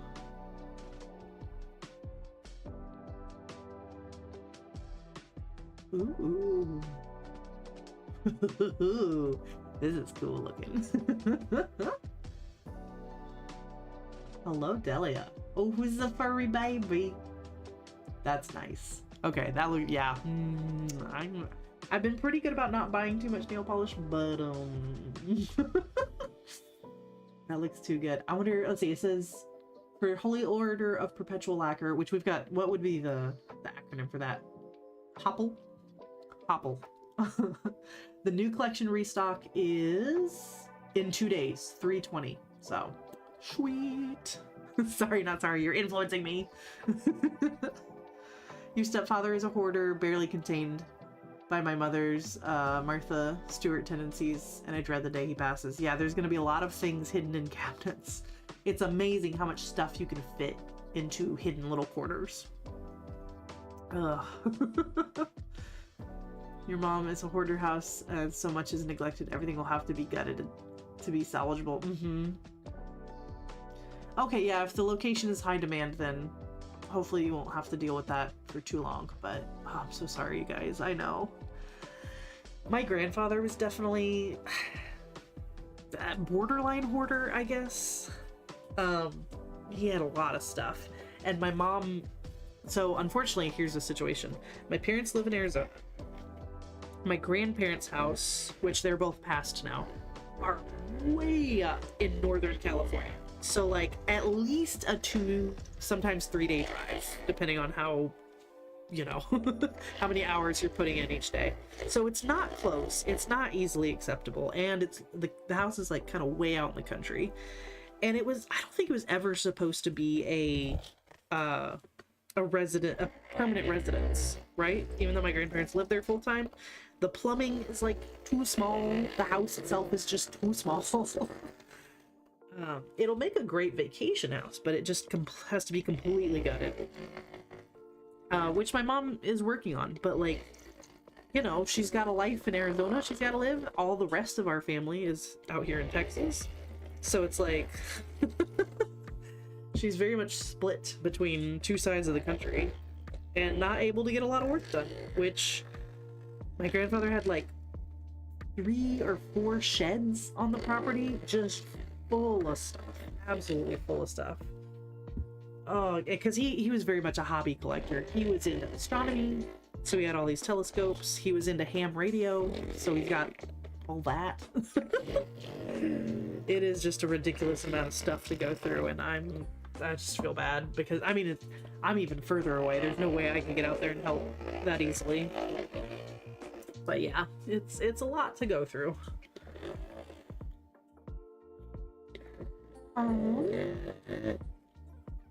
Your mom was a pack rat and had to help. But just if the stuff was storage for years, and then I eventually didn't want 99%. Because memories, I don't think about. Yeah, there's that. And like the stuff, the memories aren't in the stuff, right? They're in your brain or in your heart. And it smelled like a cigarette. Ugh, yeah. How do I remember which ones are magnetic when you don't already have swatches? I have cabochons on the top, and if something kind of looks magnetic, I'll just hold up a magnet stick and double check. You're doing a slow, painful version of Swedish death cleaning with your mother-in-law. 15 years ago, she moved from a 6-bedroom villa to a 2-bedroom condo. Yep. And now is in a 1-bedroom apartment for assisted living. Yeah, that's what I'm sorry. That's what I'm worried about. I don't want to be... I don't want to be dealing with all that other stuff and have to try and declutter. So I'm going to try and declutter now and hopefully make the rest of my life a little easier. Because, you know, with health, I don't think we talk about it enough. We always focus on physical health. We're just now starting to talk more about mental health and the importance of it, but really it's the whole package, right?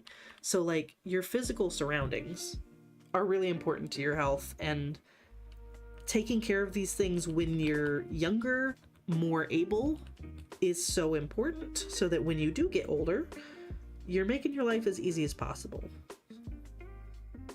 So it's a whole package deal, which is what I'm trying to do right now. So, you know, we're slowly decluttering the house the best we can. We're fixing it up, making it pretty, because your physical surroundings will positively impact or negatively impact your mental health, which then positively or negatively impacts your physical health. It's hard to cook healthy meals and feel good about things when your kitchen's gross and over full. You know what I mean? So it's all tied together. Oh, let me triple check. Yeah, this is Beyond the Moss. This is the OG. If you've been around on my channel for a long time, you'll remember this one as the potato salad polish, because it really do be looking like potato salad. Very early bingo reference. Excuse me. You eventually want to get some hoople. When I want to get a few more polishes. Yeah, I'm gonna keep my eye on them for sure, because that is a very fun brand. Potato salad sounds good. Come on, summertime. I think, yeah, I've done picnic themed polishes with, or nail art with this one. So cute. And then MJ Lacquer came out with this one called Wait, What's Acrylic? Which to me kind of looks like macaroni salad. And I was like, ah, another dish for the potluck. Excellent. Or egg salad, not macaroni salad, egg salad. So we got potato salad, we got egg salad. Someone just needs to bring the mysterious Jello-based dessert, and we're good to go. Hello, Beamont. Or what? I was supposed to call you something. Remind me what you want me to call you. Sorry. Got my Moxie. See, I think this is the color I would want. Need to drop your taking your daughter to go get new passports. She's over 16. Nice. Have a great rest of your Wednesday, Bonquette. Thanks so much for stopping by. Oh, Sassy. Thank you. I'm sorry, y'all. I'm really bad at remembering everybody's names.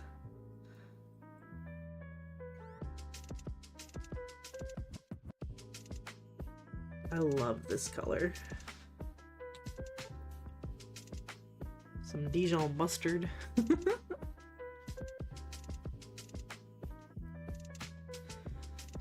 Well, I'll do my best to remember. If I try to call you BMOT again, just be like, nope.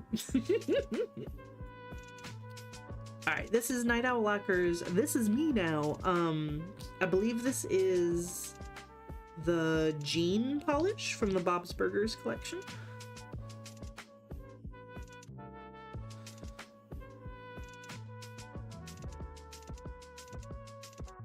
And it's a fun one.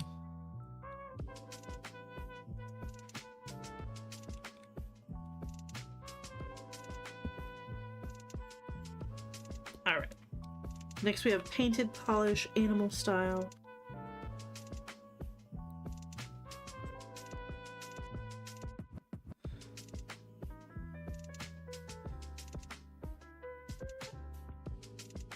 Which looks like a really delicious sauce.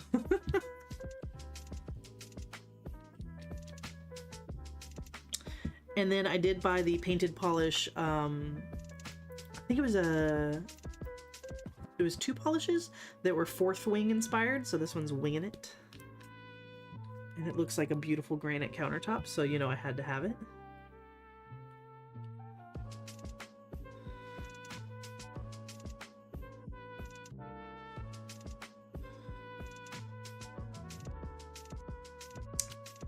Does anyone still watch HGTV? Is it still good? I used to love me some HGTV. Next is Phoenix Applejack. You know I love me some My Little Pony. I do not think this is really like Applejack colored, but I do think it's a very pretty polish. She's a little more bright than this. Kind of a dull mustard color. It's been years since you watched HGTV. Used to enjoy it too. Yeah, it was a time, right? It was the whole world was obsessed. Yeah, she's a lot brighter, but I do. It's like a mature Applejack, I guess.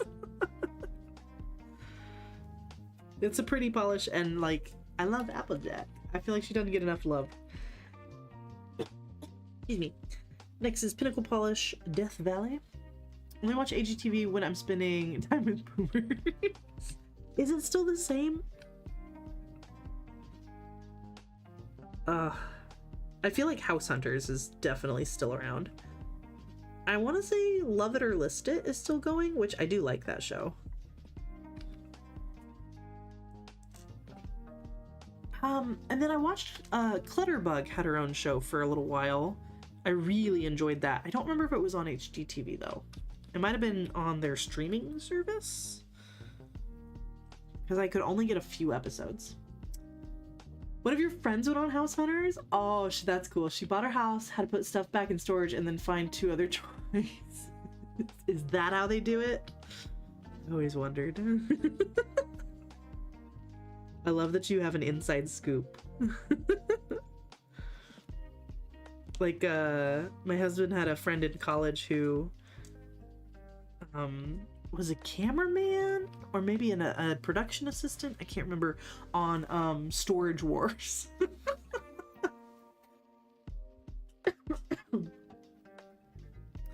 You watch HGTV with my mom. It seems the same as before. Still beautiful makeovers and oddly addictive. Okay, cool.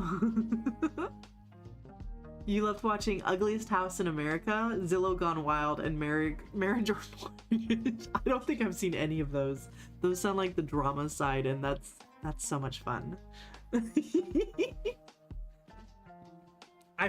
and my parents freaking loved the reality show they did. Oh, what was it called? Like the Next HGTV Star or whatever, where they would have all these like little decorating challenges and stuff like that. Like, oh, so much fun.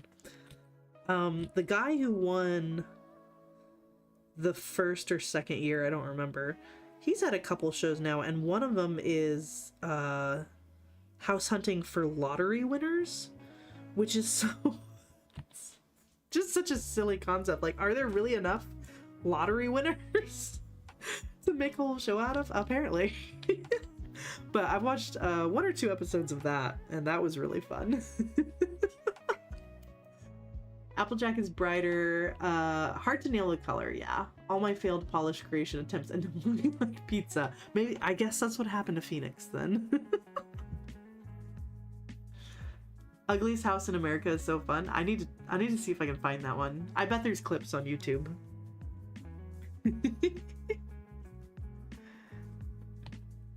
Imagine they make fun mistakes. Yeah. The lottery winners one is definitely kind of interesting because, you know, a lot of them are, or like the 1 or 2 episodes I watched, the people weren't poor. You know, they were probably like upper middle class, but to go from middle class in general to looking for at these $1 million homes or more than that even, it is funny to see their reactions because they're like, oh, can we actually afford this? Oh yeah, we can.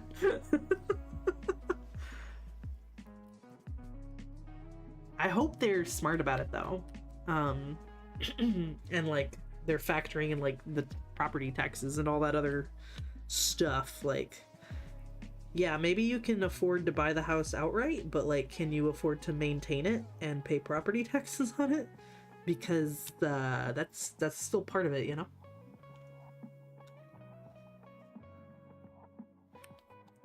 Also know a musician who used to be an assistant on another HGTV reno. Had to get seltzer water and be like, oh no, pipers. Oh, that's so funny. Oh my god, it's all fake. I knew that, but like, wow, it's all fake. Ugliest house. If your house is voted the ugliest, you get a house makeover. And the host, okay, I've got to check that out. Oh man, it would suck to have the second ugliest house. No makeover, and you're automatically then the ugliest house after they finish the renovation. That would suck.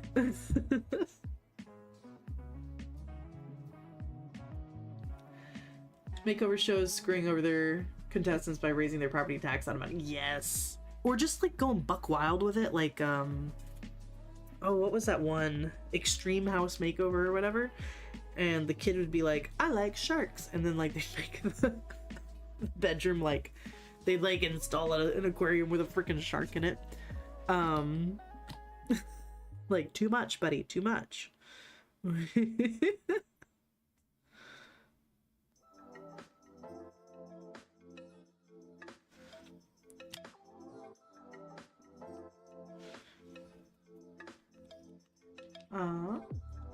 would have to win the lottery to afford a house in Colorado, right? Just like on like a normal little house in some areas is already lotto winning prices. There's some houses. We were driving through downtown to get to the plant store this past Sunday and going through these neighborhoods where the houses are tiny. They're tiny, they're cute, you know, and they cost like $1 million, and it's like, what the heck? Oh, ugliest houses on YouTube? Hell yeah, I know what I'm doing this afternoon. Retta is from Parks and Rec, by the way. Oh, okay. I've only ever seen clips of Park and Rec, but it just looks like a cute or fun show. Oh, she also hosted Scariest House in America. She has a type. Yeah, 1,200 square feet for almost $500,000. It's insane. Absolutely insane.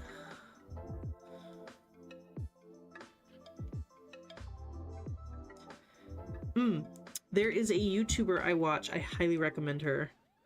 I'll pull up her channel here in a sec. She's only on her second house. Yeah. Can I go to your YouTube page?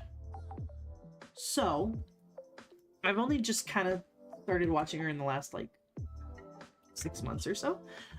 So her first house is the one she actually like lives in, and she bought it for $1 because it was going to be demolished, but the original owner wanted it preserved, so he sold it to her for $1. It's called the $1 house. And so she spent, you know, a long time fixing, like, this girl has skills. It's kind of crazy. Her dad comes and helps her a lot too, but like they do almost everything themselves except for like the major things like electrician and plumbing and stuff, you know. And she just tore this house down to its bare bones, rebuilt it, and it's beautiful. Now she has a house that was abandoned for a very long time that she's working on, and it's a mess. I cannot believe. Oh, you know her? She's so cute. She lives in North Dakota. So she's got a little accent. She's really lovable, and I think her plan for the abandoned house when it's all done is to auction it off and give the profits for charity, which is really cool. But yeah, I don't know how anyone can just walk into like a horrible abandoned house and like look around and be like, yeah, I see the potential here. I'm like, I see nothing. So it's really cool. It's fun to watch. Let's see. You're in Metro Vancouver, Canada, and we have one of the most expensive housing markets in North America. I believe it. Oh yeah, pimp my right of houses. It's like it's not even functional. Yeah. Just regular ideal suburbs area around here, $500,000.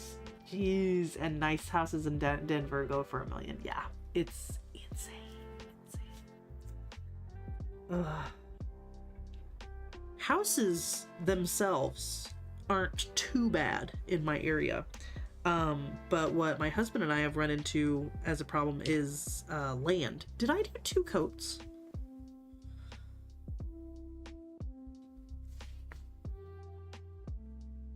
No, I stopped at Phoenix. Oh my god. I was like, it looks like I did 2 coats over here, but not over here. That's right, I stopped at the Phoenix. Right? I think so.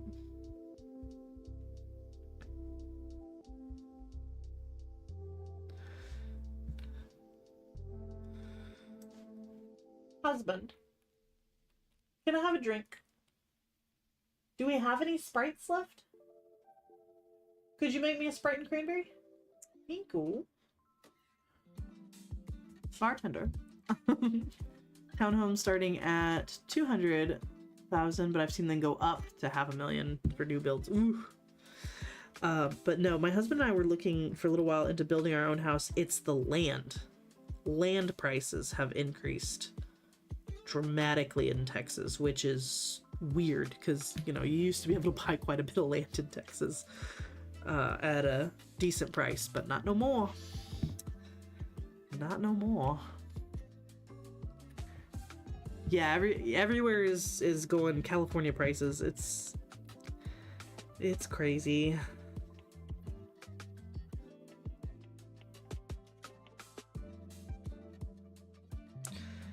I'm so thankful every day that we have a house and are not stuck renting forever, because I don't see how we could ever save up enough on our own. You can get a bachelor condo in downtown Toronto for $200K. A bachelor condo. Oh my god. Yeah, 2-bedroom apartment is at least $1,500 a month to rent. Insane. Stop it. Get some help.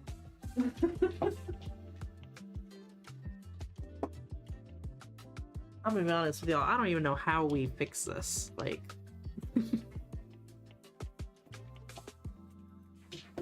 as a country, I mean, whew.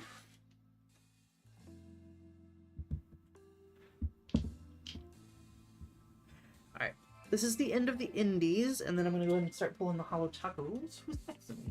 What she want? Oh, it's my mama. Hello, mama.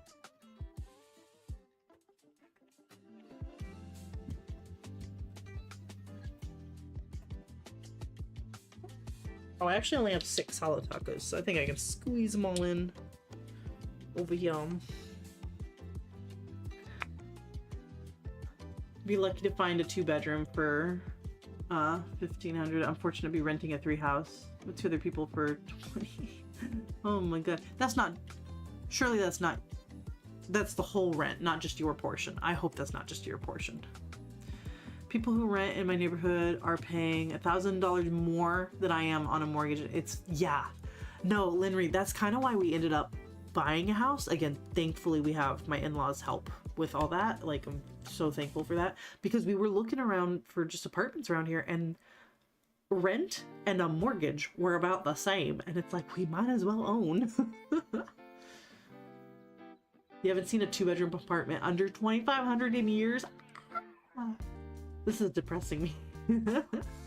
1 bedroom. 1 bedroom. Holy crap. A lot of people, at least around here, again, because there's room, are turning to mobile homes, which, not a bad option, assuming you have say over the land. That's how they get you with the mobile homes, is that you have to rent your plot, and then they can screw you over real bad with the plots. But man, it'd be rough out here, y'all. It'd be rough.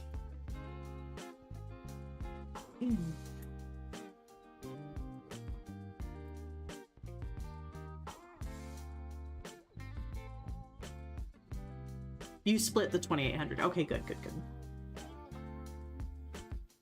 Okay, hey, your own bathroom, worth it. You've been in the same place for 13 years and you're paying way less in the market. Okay, good.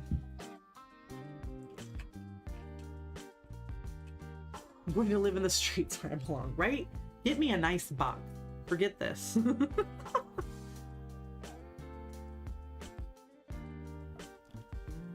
Mobile homes are bad here because of the hurricanes. Yeah, that's a good point. You gotta pay attention to where you live. You're always a mandatory evacuation. As you should be, because yeah, you're just blown away.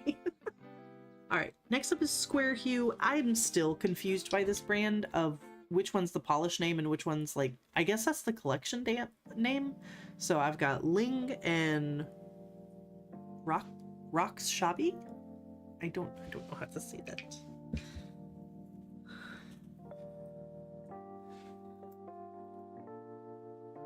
And then I've got 2 Starlies. I've got Luminous and AU.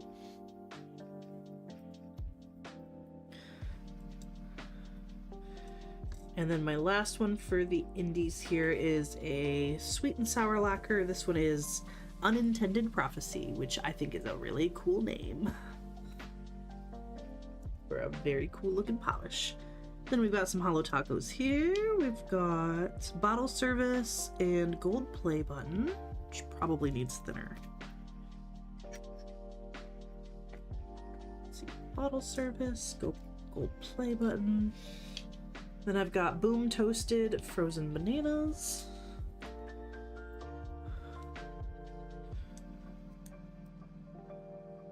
And then Trophy Life and High Def.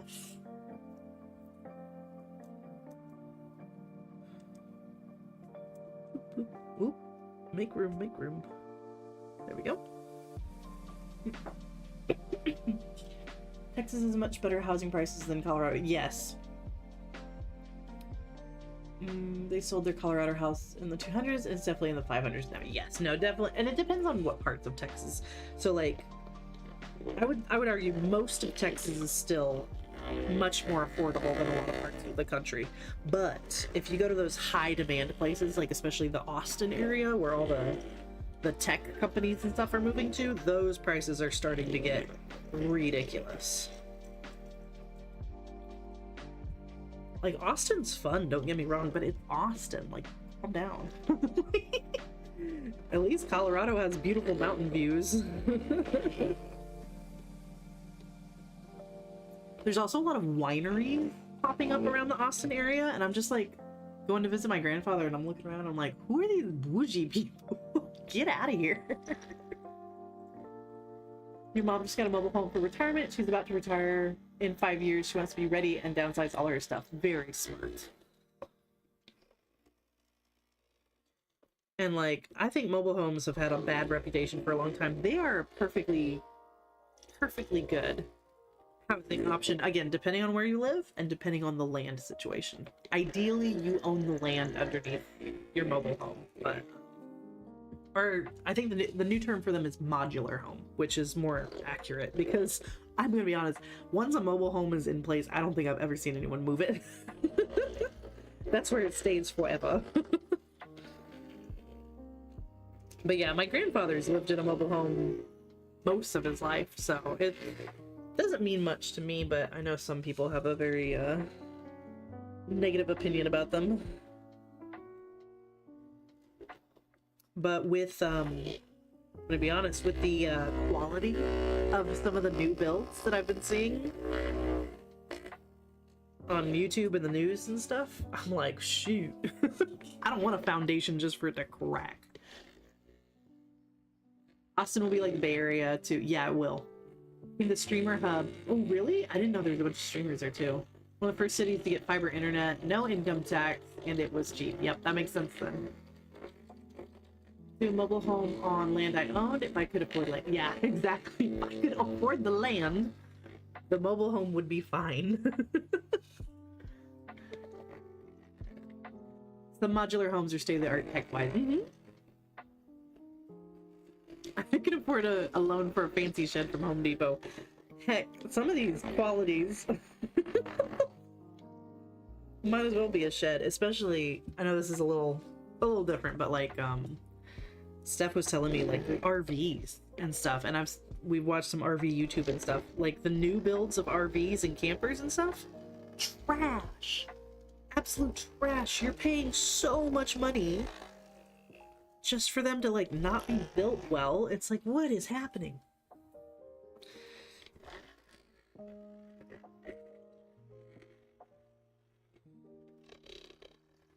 Life is a sham.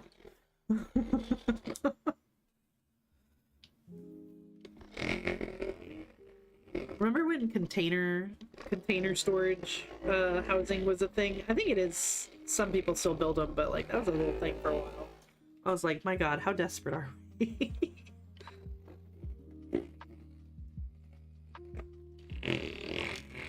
I'll tell you what kind of housing I dream of, but I don't think I ever want to build it myself because I'd be afraid of messing it up. Would be an earth ship. Oh, earth ships are cool. We stayed at a couple, their property, who had an earth ship home, and we stayed in their laundry shed, basically. It was the one building on their property that they had hooked up to the grid, so it had, you know, water, electricity, and all that, because laundry machines take a lot. Made sense. But yeah, they gave us a tour of their house, and it was the coolest thing I've ever seen. Even some new build houses are built poorly because they just want them up fast. Exactly, because they because it's not multiple companies anymore like it used to have, like separate. Thank you. Yum yum yum yum.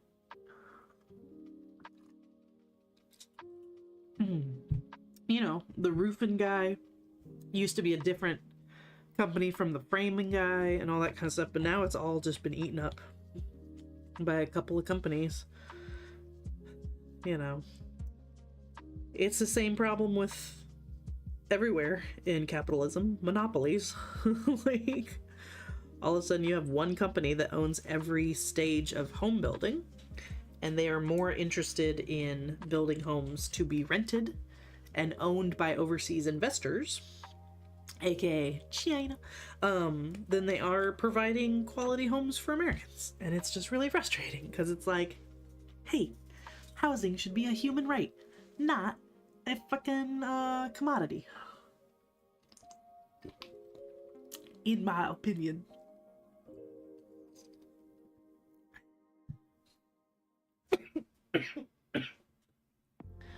You love container housing as small business spaces? That's cute. A few cities set up like little modular market. I love that.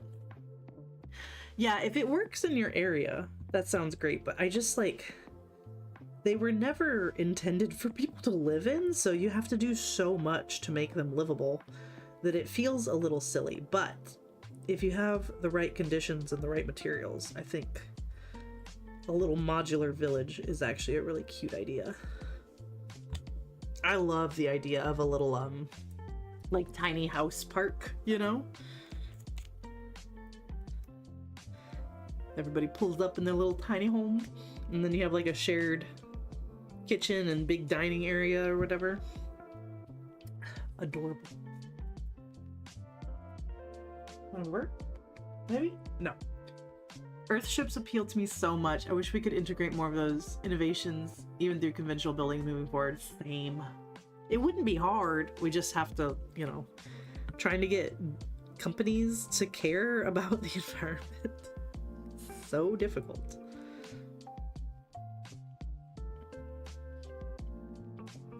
Or like efficiencies in any way. There it is. I was like, I know I need to burp.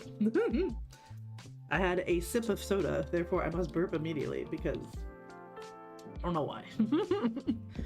My body goes, carbonation, get it out. For living, it feels weird, but as a spot for pop-up boutiques, it's ideal. Yeah, I love that.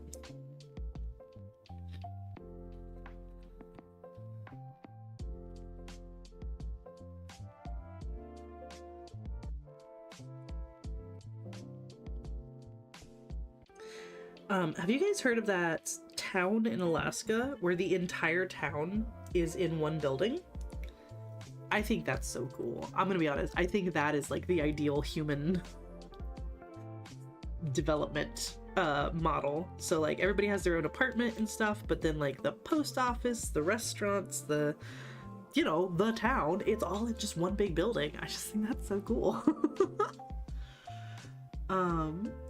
Yeah, no, new home builds are totally shoddy. Like, it's, you know, I watch these YouTubers or these inspectors who put their inspections on YouTube, and they're like, this house costs $450,000, and then they'll like wiggle a freaking beam in the attic or whatever, and it's like, why is that not, like, what do you mean they didn't even nail the frame together? Like, it's terrifying, to be honest with you. There's a tiny home community in Texas. We passed it on the way to San Antonio. Oh, so cute. So cute. I don't know that I could ever live in a tiny home completely. Like, it's really nice to think about, but I'm gonna be honest, if I had like a little piece of property and I had like a tiny home here, a workshop here, maybe like a shed over here, like just, you know, little buildings, that does bring my heart joy. The idea of just little things. Thing with the tiny home fad happening is the whole, while trailer parks are still reviled, it's really all driven. No, yeah, exactly. It's like, it's the same thing. And yet people are treated differently. Like, oh, I own a tiny home. Oh, I own a manufactured home. And it's like, what the? Yep. It's all about marketing, I guess. All right. Hello taco time.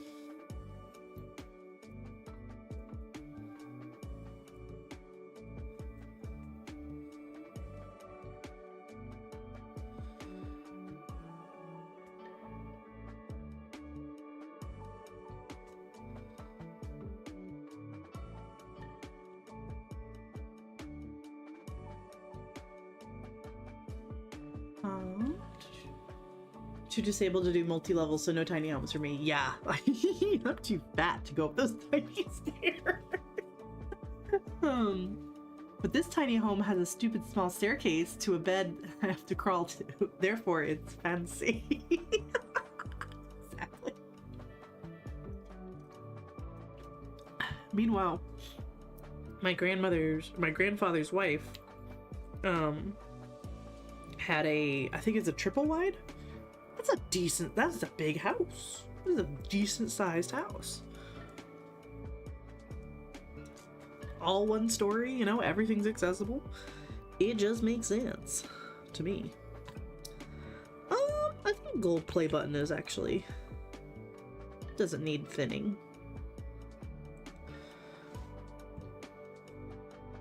It is the thin brush though, so it's kind of annoying. That's okay. Oh, she purdy.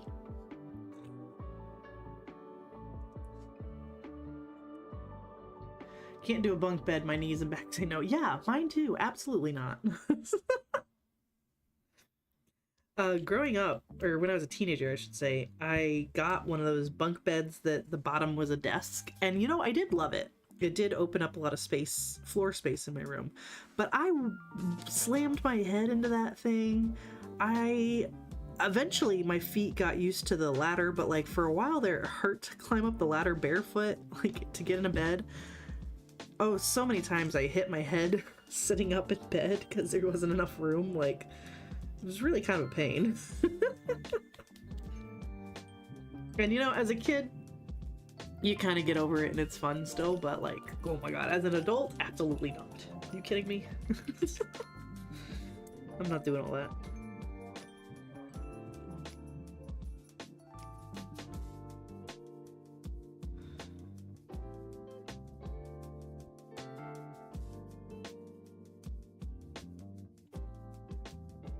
That being said, I do watch a lot of tiny houses on YouTube because they are, you know, they are cute. I think my favorite setup I saw that I was like, okay, I could actually maybe see myself living in that setup. This lady had 2 tiny homes parked next to each other, and then she built like basically a porch in between them and enclosed it. So it wasn't like air conditioned or anything like that, but it just made like a nice like outdoor-ish living space in between. And I was like, okay, yeah, that's actually really nice. It hurt your feet. Yeah, eventually you get used to it, but it's not fun. Trying to climb ladders barefoot.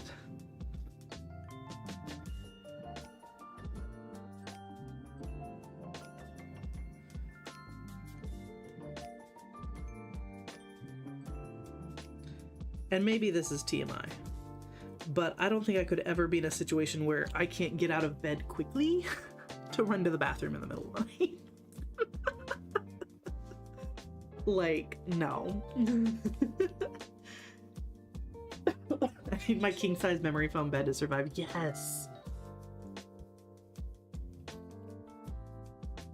I certainly can't be like locked into my bed. I'll be so upset. So like if the dog lays down next to me and I can't like get out of bed, it's not gonna be a good time.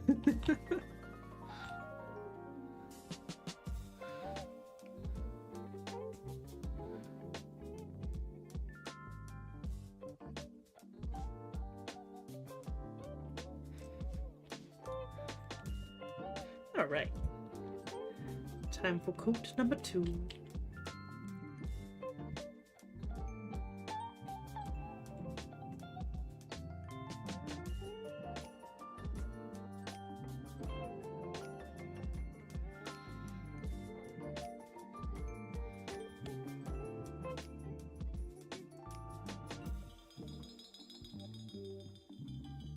Could maybe do one that was all one floor, like the bed was on the garage door electronics. Yeah. Yeah, if it's all one floor, I could maybe do it too, but I'd rather not. Unless it's like a vacation home, right? Like it's your like your little cabin or whatever. Like, oh, okay, that's fine. But like living in it full time, year round, especially as I'm work from home, like I would go so crazy so fast.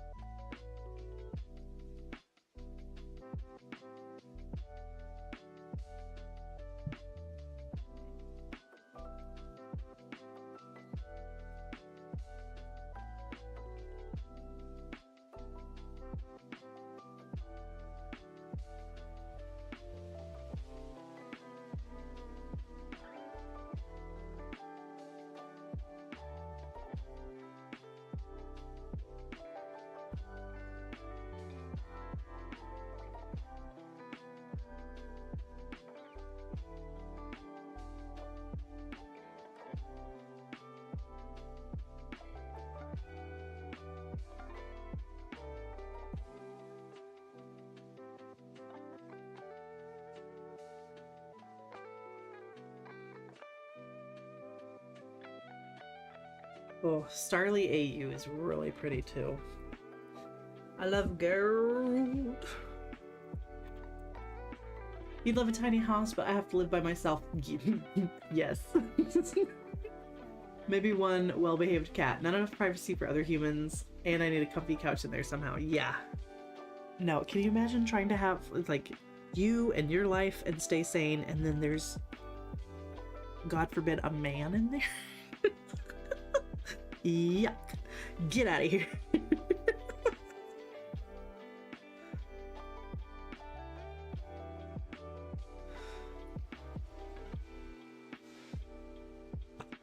This is unintended prophecy. Isn't that just... Oh? Isn't that just noise? It's some noise.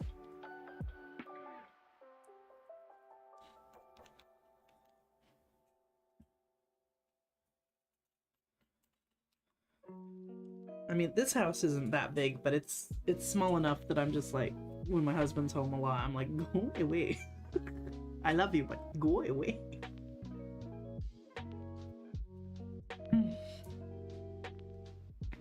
So I cannot imagine a one-room house. I like my me time, you know?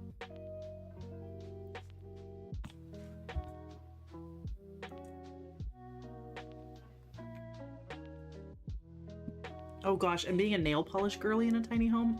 Oh, the ventilation issues. The idea of trying to live in a tiny house with 4 cats and your husband and still finding a way to have a nail art space? Absurd. Yeah, absolutely not. Absolutely not. We'd have to have a she shed, I guess.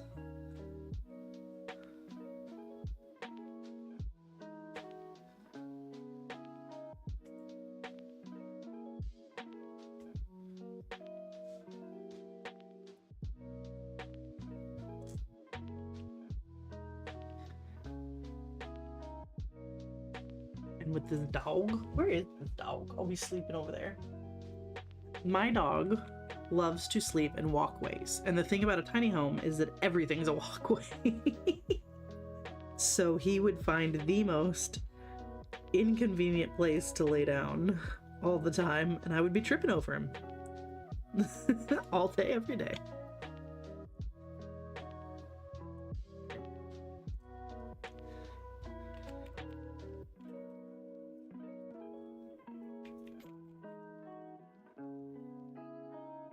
Be a disaster. It really would.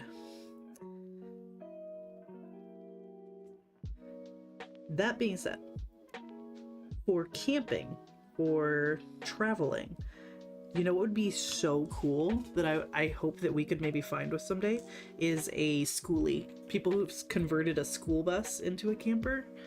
Oh, that's sick. Right, we need a whole other tiny house just for nail polish. And then what's the point? I don't technically need to do 2 coats of trophy life, but I am a 2 coats kind of person, so we will do 2 coats.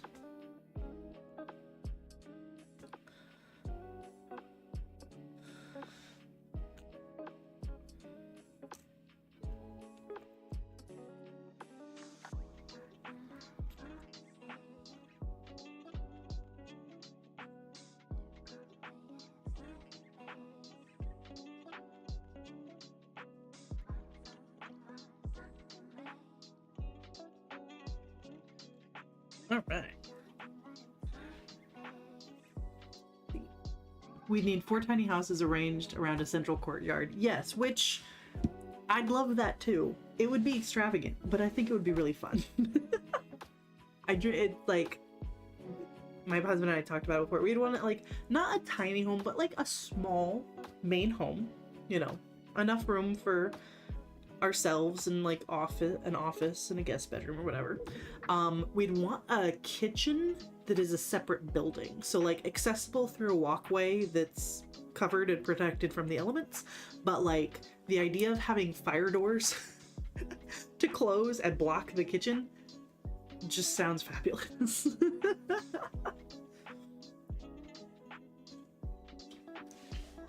And then it would be fun to have like a nice gazebo or even a yurt with a big table in it for game nights, family gatherings, all that kind of. Whenever you have a lot of people over, go to the yurt, you know? This is how I'm imagining it anyway. So So yeah, basically just like a bunch of small buildings instead of it all being in one home.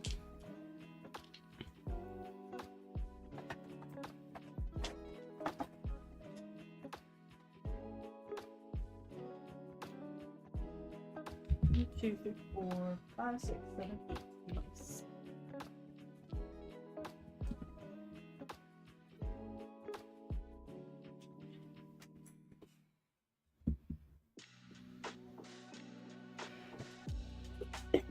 One house for nails, one for Brian's office, and 2 to live in. Perfect.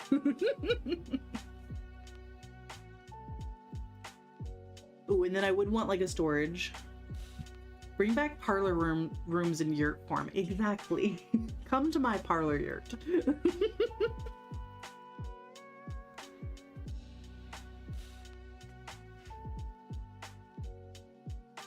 That's kind of what we were planning until we looked at land prices, and then we were like, oh, no. Because the plan was like buy the land, build the yurt, live in the yurt temporarily while building the house, and then just kind of like slowly spread out more as things were built and stuff. And you know, it might still happen someday, but I have my doubts. We're pretty comfortable in our normal suburban home, so we'd have to give up a lot of creature comforts. But it would be really cool to build our own little homestead. In another life, maybe.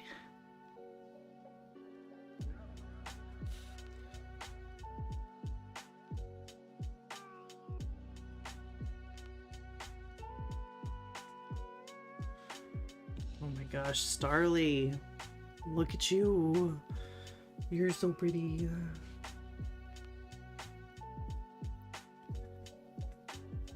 Starting to sound a lot like my dream artist commune. It might. That would be nice. I would love a good little commune. Like, I don't, you know, we don't want kids and all that kind of stuff, but when I do see families that all own houses, like all on the same property together, I do get a little jealous. I'm like, that's so cool. Like just one big commune. Which, you know, you could do with strangers and friends and stuff like that, but it doesn't quite have the same permanence feeling to it that like a family does. But yeah, I'd totally be down for living on an artist commune. I don't see too many of them out here in Texas, so I don't know a lot about them, but it sounds really nice.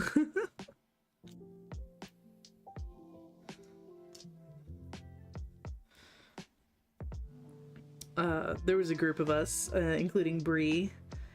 We call ourselves the Polish Posse, and we talked about having our little nail polish commune, and we'd put all of our nail polish collections together in like a big Beauty and the Beast style library. But it was all nail polishes. I don't know if the channel is still there on the Discord of like finding mansions for sale that could be the new Polish Posse commune home. That was always fun.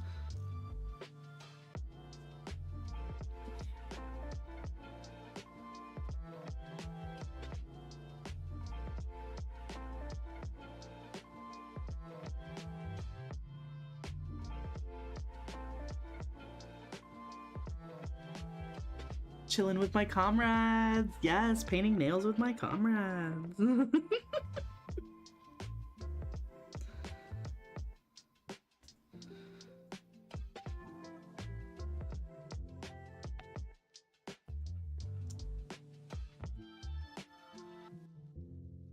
Would rather live in a commune with my friends than my mom or dad. Yeah, same. But I say it always looks nice. I don't know if I would. I don't think I'd ever actually want to to live that reality. That's the thing though. Like they have separate houses, but yeah, if I was walking distance from my parents, they would drive me crazy.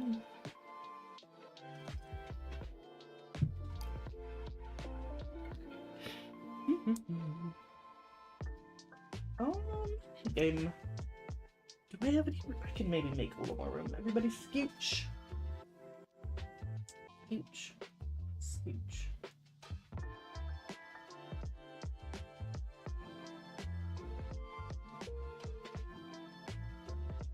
Ooh, just barely fitting all the indie polishes over here. Then I have Mahalo tacos up here.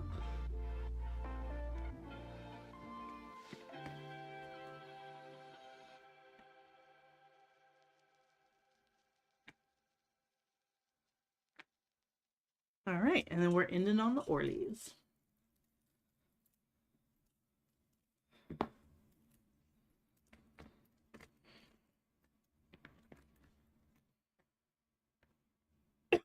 Excuse me. All right, so we've got Claim to Fame and Oh Snap. And then Here Comes the Sun and Lost in the Maze.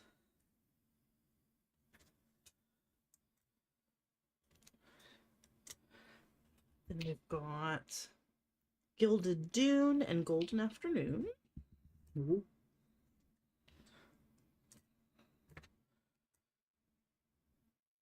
Then Hunky Dory and Sunny Side Up.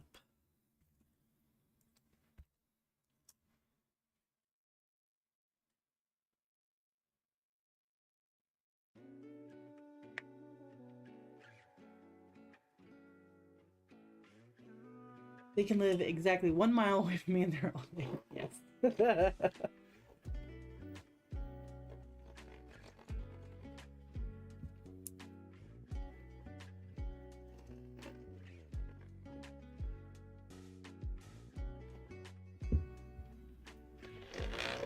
My in-laws are really close. They're only 5 minutes drive away, but there's a major highway you have to cross in order to get to them, and it's surprising how effective that is.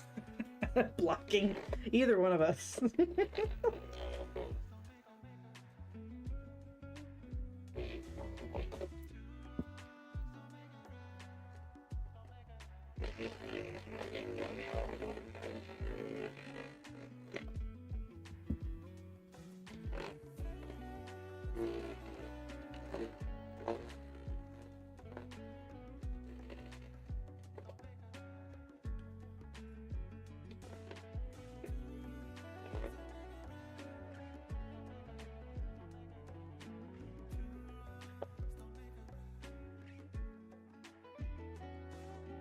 You're gonna need a minimum of 4 hour drive. It's currently an 8-hour drive and they're still driving down to visit you. Oh man.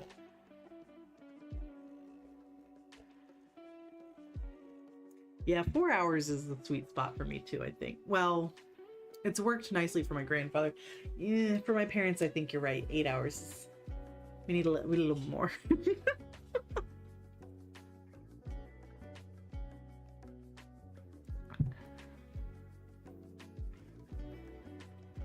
Your cat is so antsy right now. Is it because of the vibing? I hope not. What's got him or her antsy? Here's Orly's Claim to Fame. I believe this came with the Sad Clown collection. But it's a good yellow. Good school bus yellow.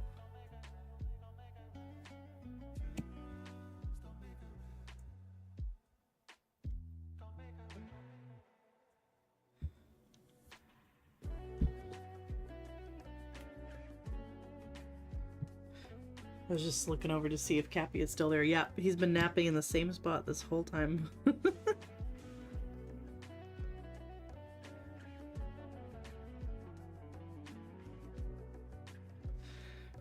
Did I tell y'all he got into the compost? Bad dog. She wants to be outside and is mad that the dogs get to go in the backyard. Ah. She's like, it's not fair. Yes, so I built, we set up a raised garden bed. I put a layer of soil down, and then I put a layer of compost that I had been collecting for a long time and not all of it was fully broken down, but I was like, it'll, you know, it'll be buried under finished composting there. Didn't think about it, but yeah. And then I put another layer of soil on top. I came out the other day and I noticed these holes in my garden bed that looked like little perfect little chomps. And I noticed that Cappy had like some dirt on his face the other day, and I was like, what are you doing out there? Well, now I know. He was getting into the compost. Who knows what he ate, and hopefully he seems fine. But I'm a little worried about his tummy. I was so mad at him. I was like, are you serious? You'll do walks with her in nice weather, but we haven't gone this spring. She's like, it's time. And it's like, no, it's still cold. Let me out, mama. He's just helping with the garden. Yeah. I don't let her roam because of the other wildlife out there. Yeah. I think that's a very responsible thing, not to let your cat out.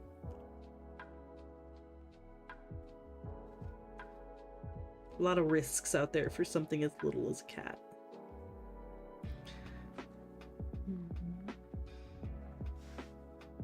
Yeah, Cappy's just helping me in the garden. Dogs love eating grubs and rolling them. Yeah.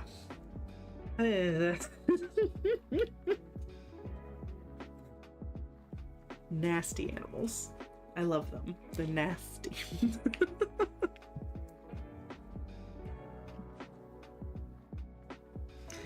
This one is called Gilded Dune, and it is such a prugly because it's this nice orangey yellow, but then it's got like a green shimmer in it, and it's, I don't know, it's kind of nasty looking, but I like it. Your cats have screened porch they love to hang out in, a catio, perhaps. I love that for them.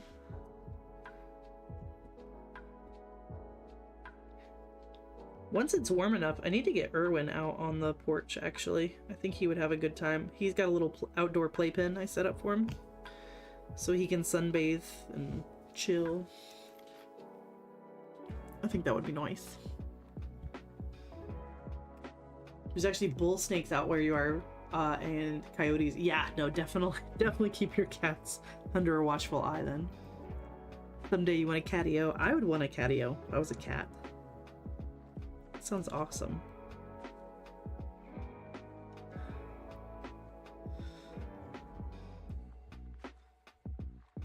If we ever screen in our porch, I'm gonna call it a catio. Even though we don't have cats, and be like, it's my catio.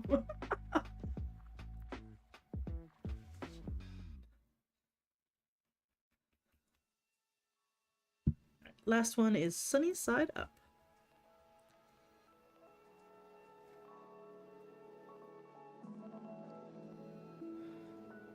This one's pretty. It's got like a reddish shimmer running through it. And a red-orange shimmer. Very pretty. You also have a catio? Excellent.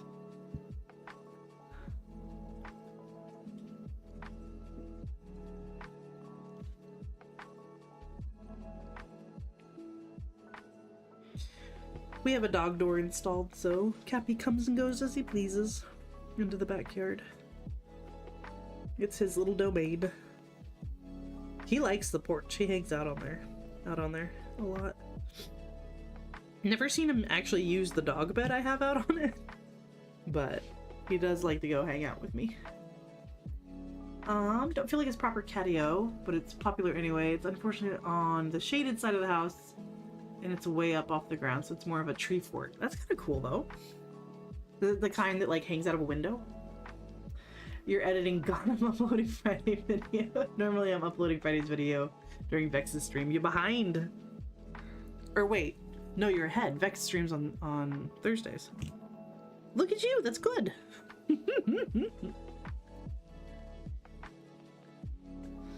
Excellent work, Lenry.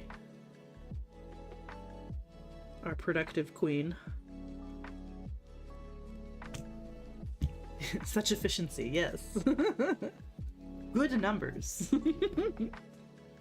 I hope to get on your level someday.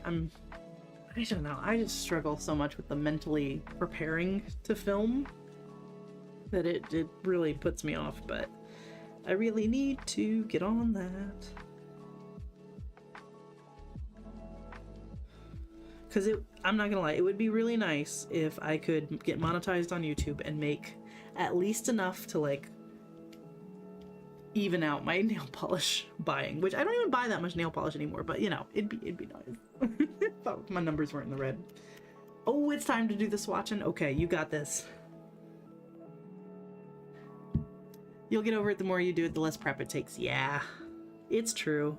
Same thing for streaming, right? I can pretty much like feel ready to go for streaming right before I hit the go live button, whereas I used to have to sit here and like get in the right headspace and do some breathing exercises and all that jazz. So I know if I just practice, it'll get better. Excuse me. We are on the last little stretch here. I know today's was shorter because this drawer was smaller than the rest, but honestly I could use a little bit more of a break today. I don't have anything going on this evening, which is nice. So tomorrow I'll be hanging out with Linry on her stream, so it'll start an hour after what has been my normal swatch time and over on her channel.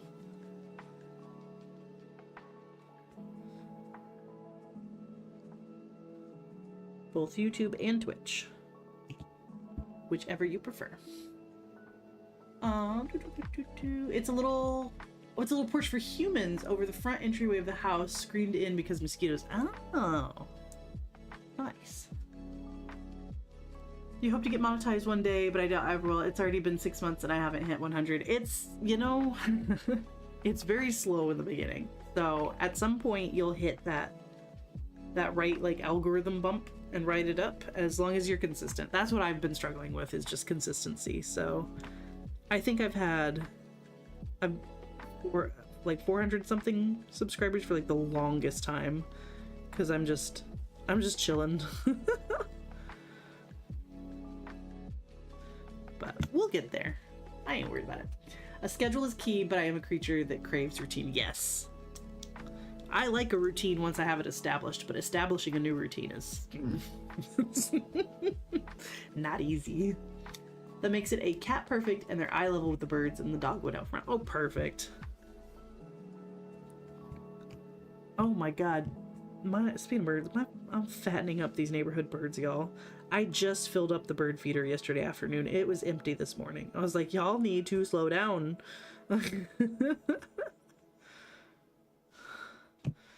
They're so hungry.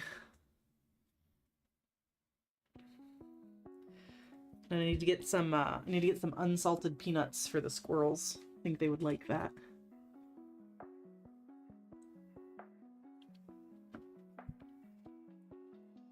All right.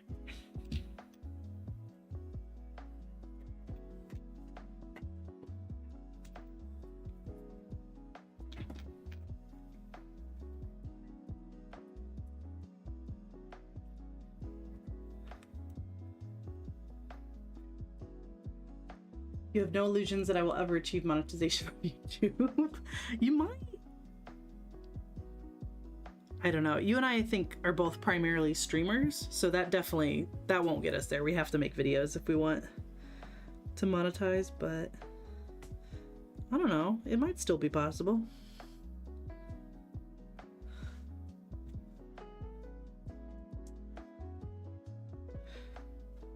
I do get Twitch payouts every now and then, which are nice. But it's definitely not frequent enough to cover any nail polish spending that I do. That's okay. We're just here to have fun.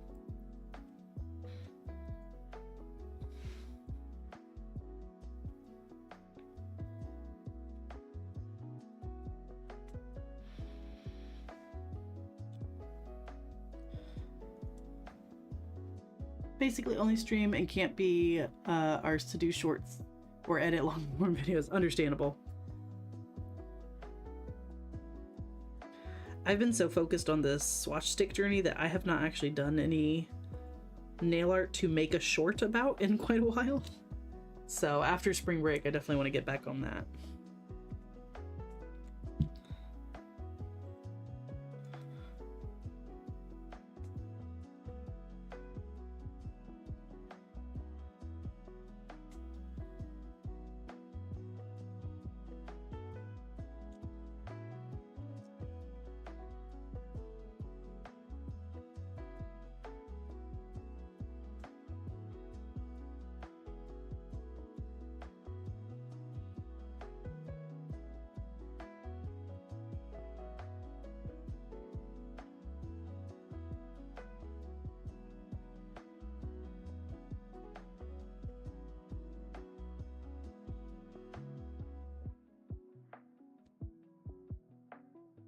Okay, last one.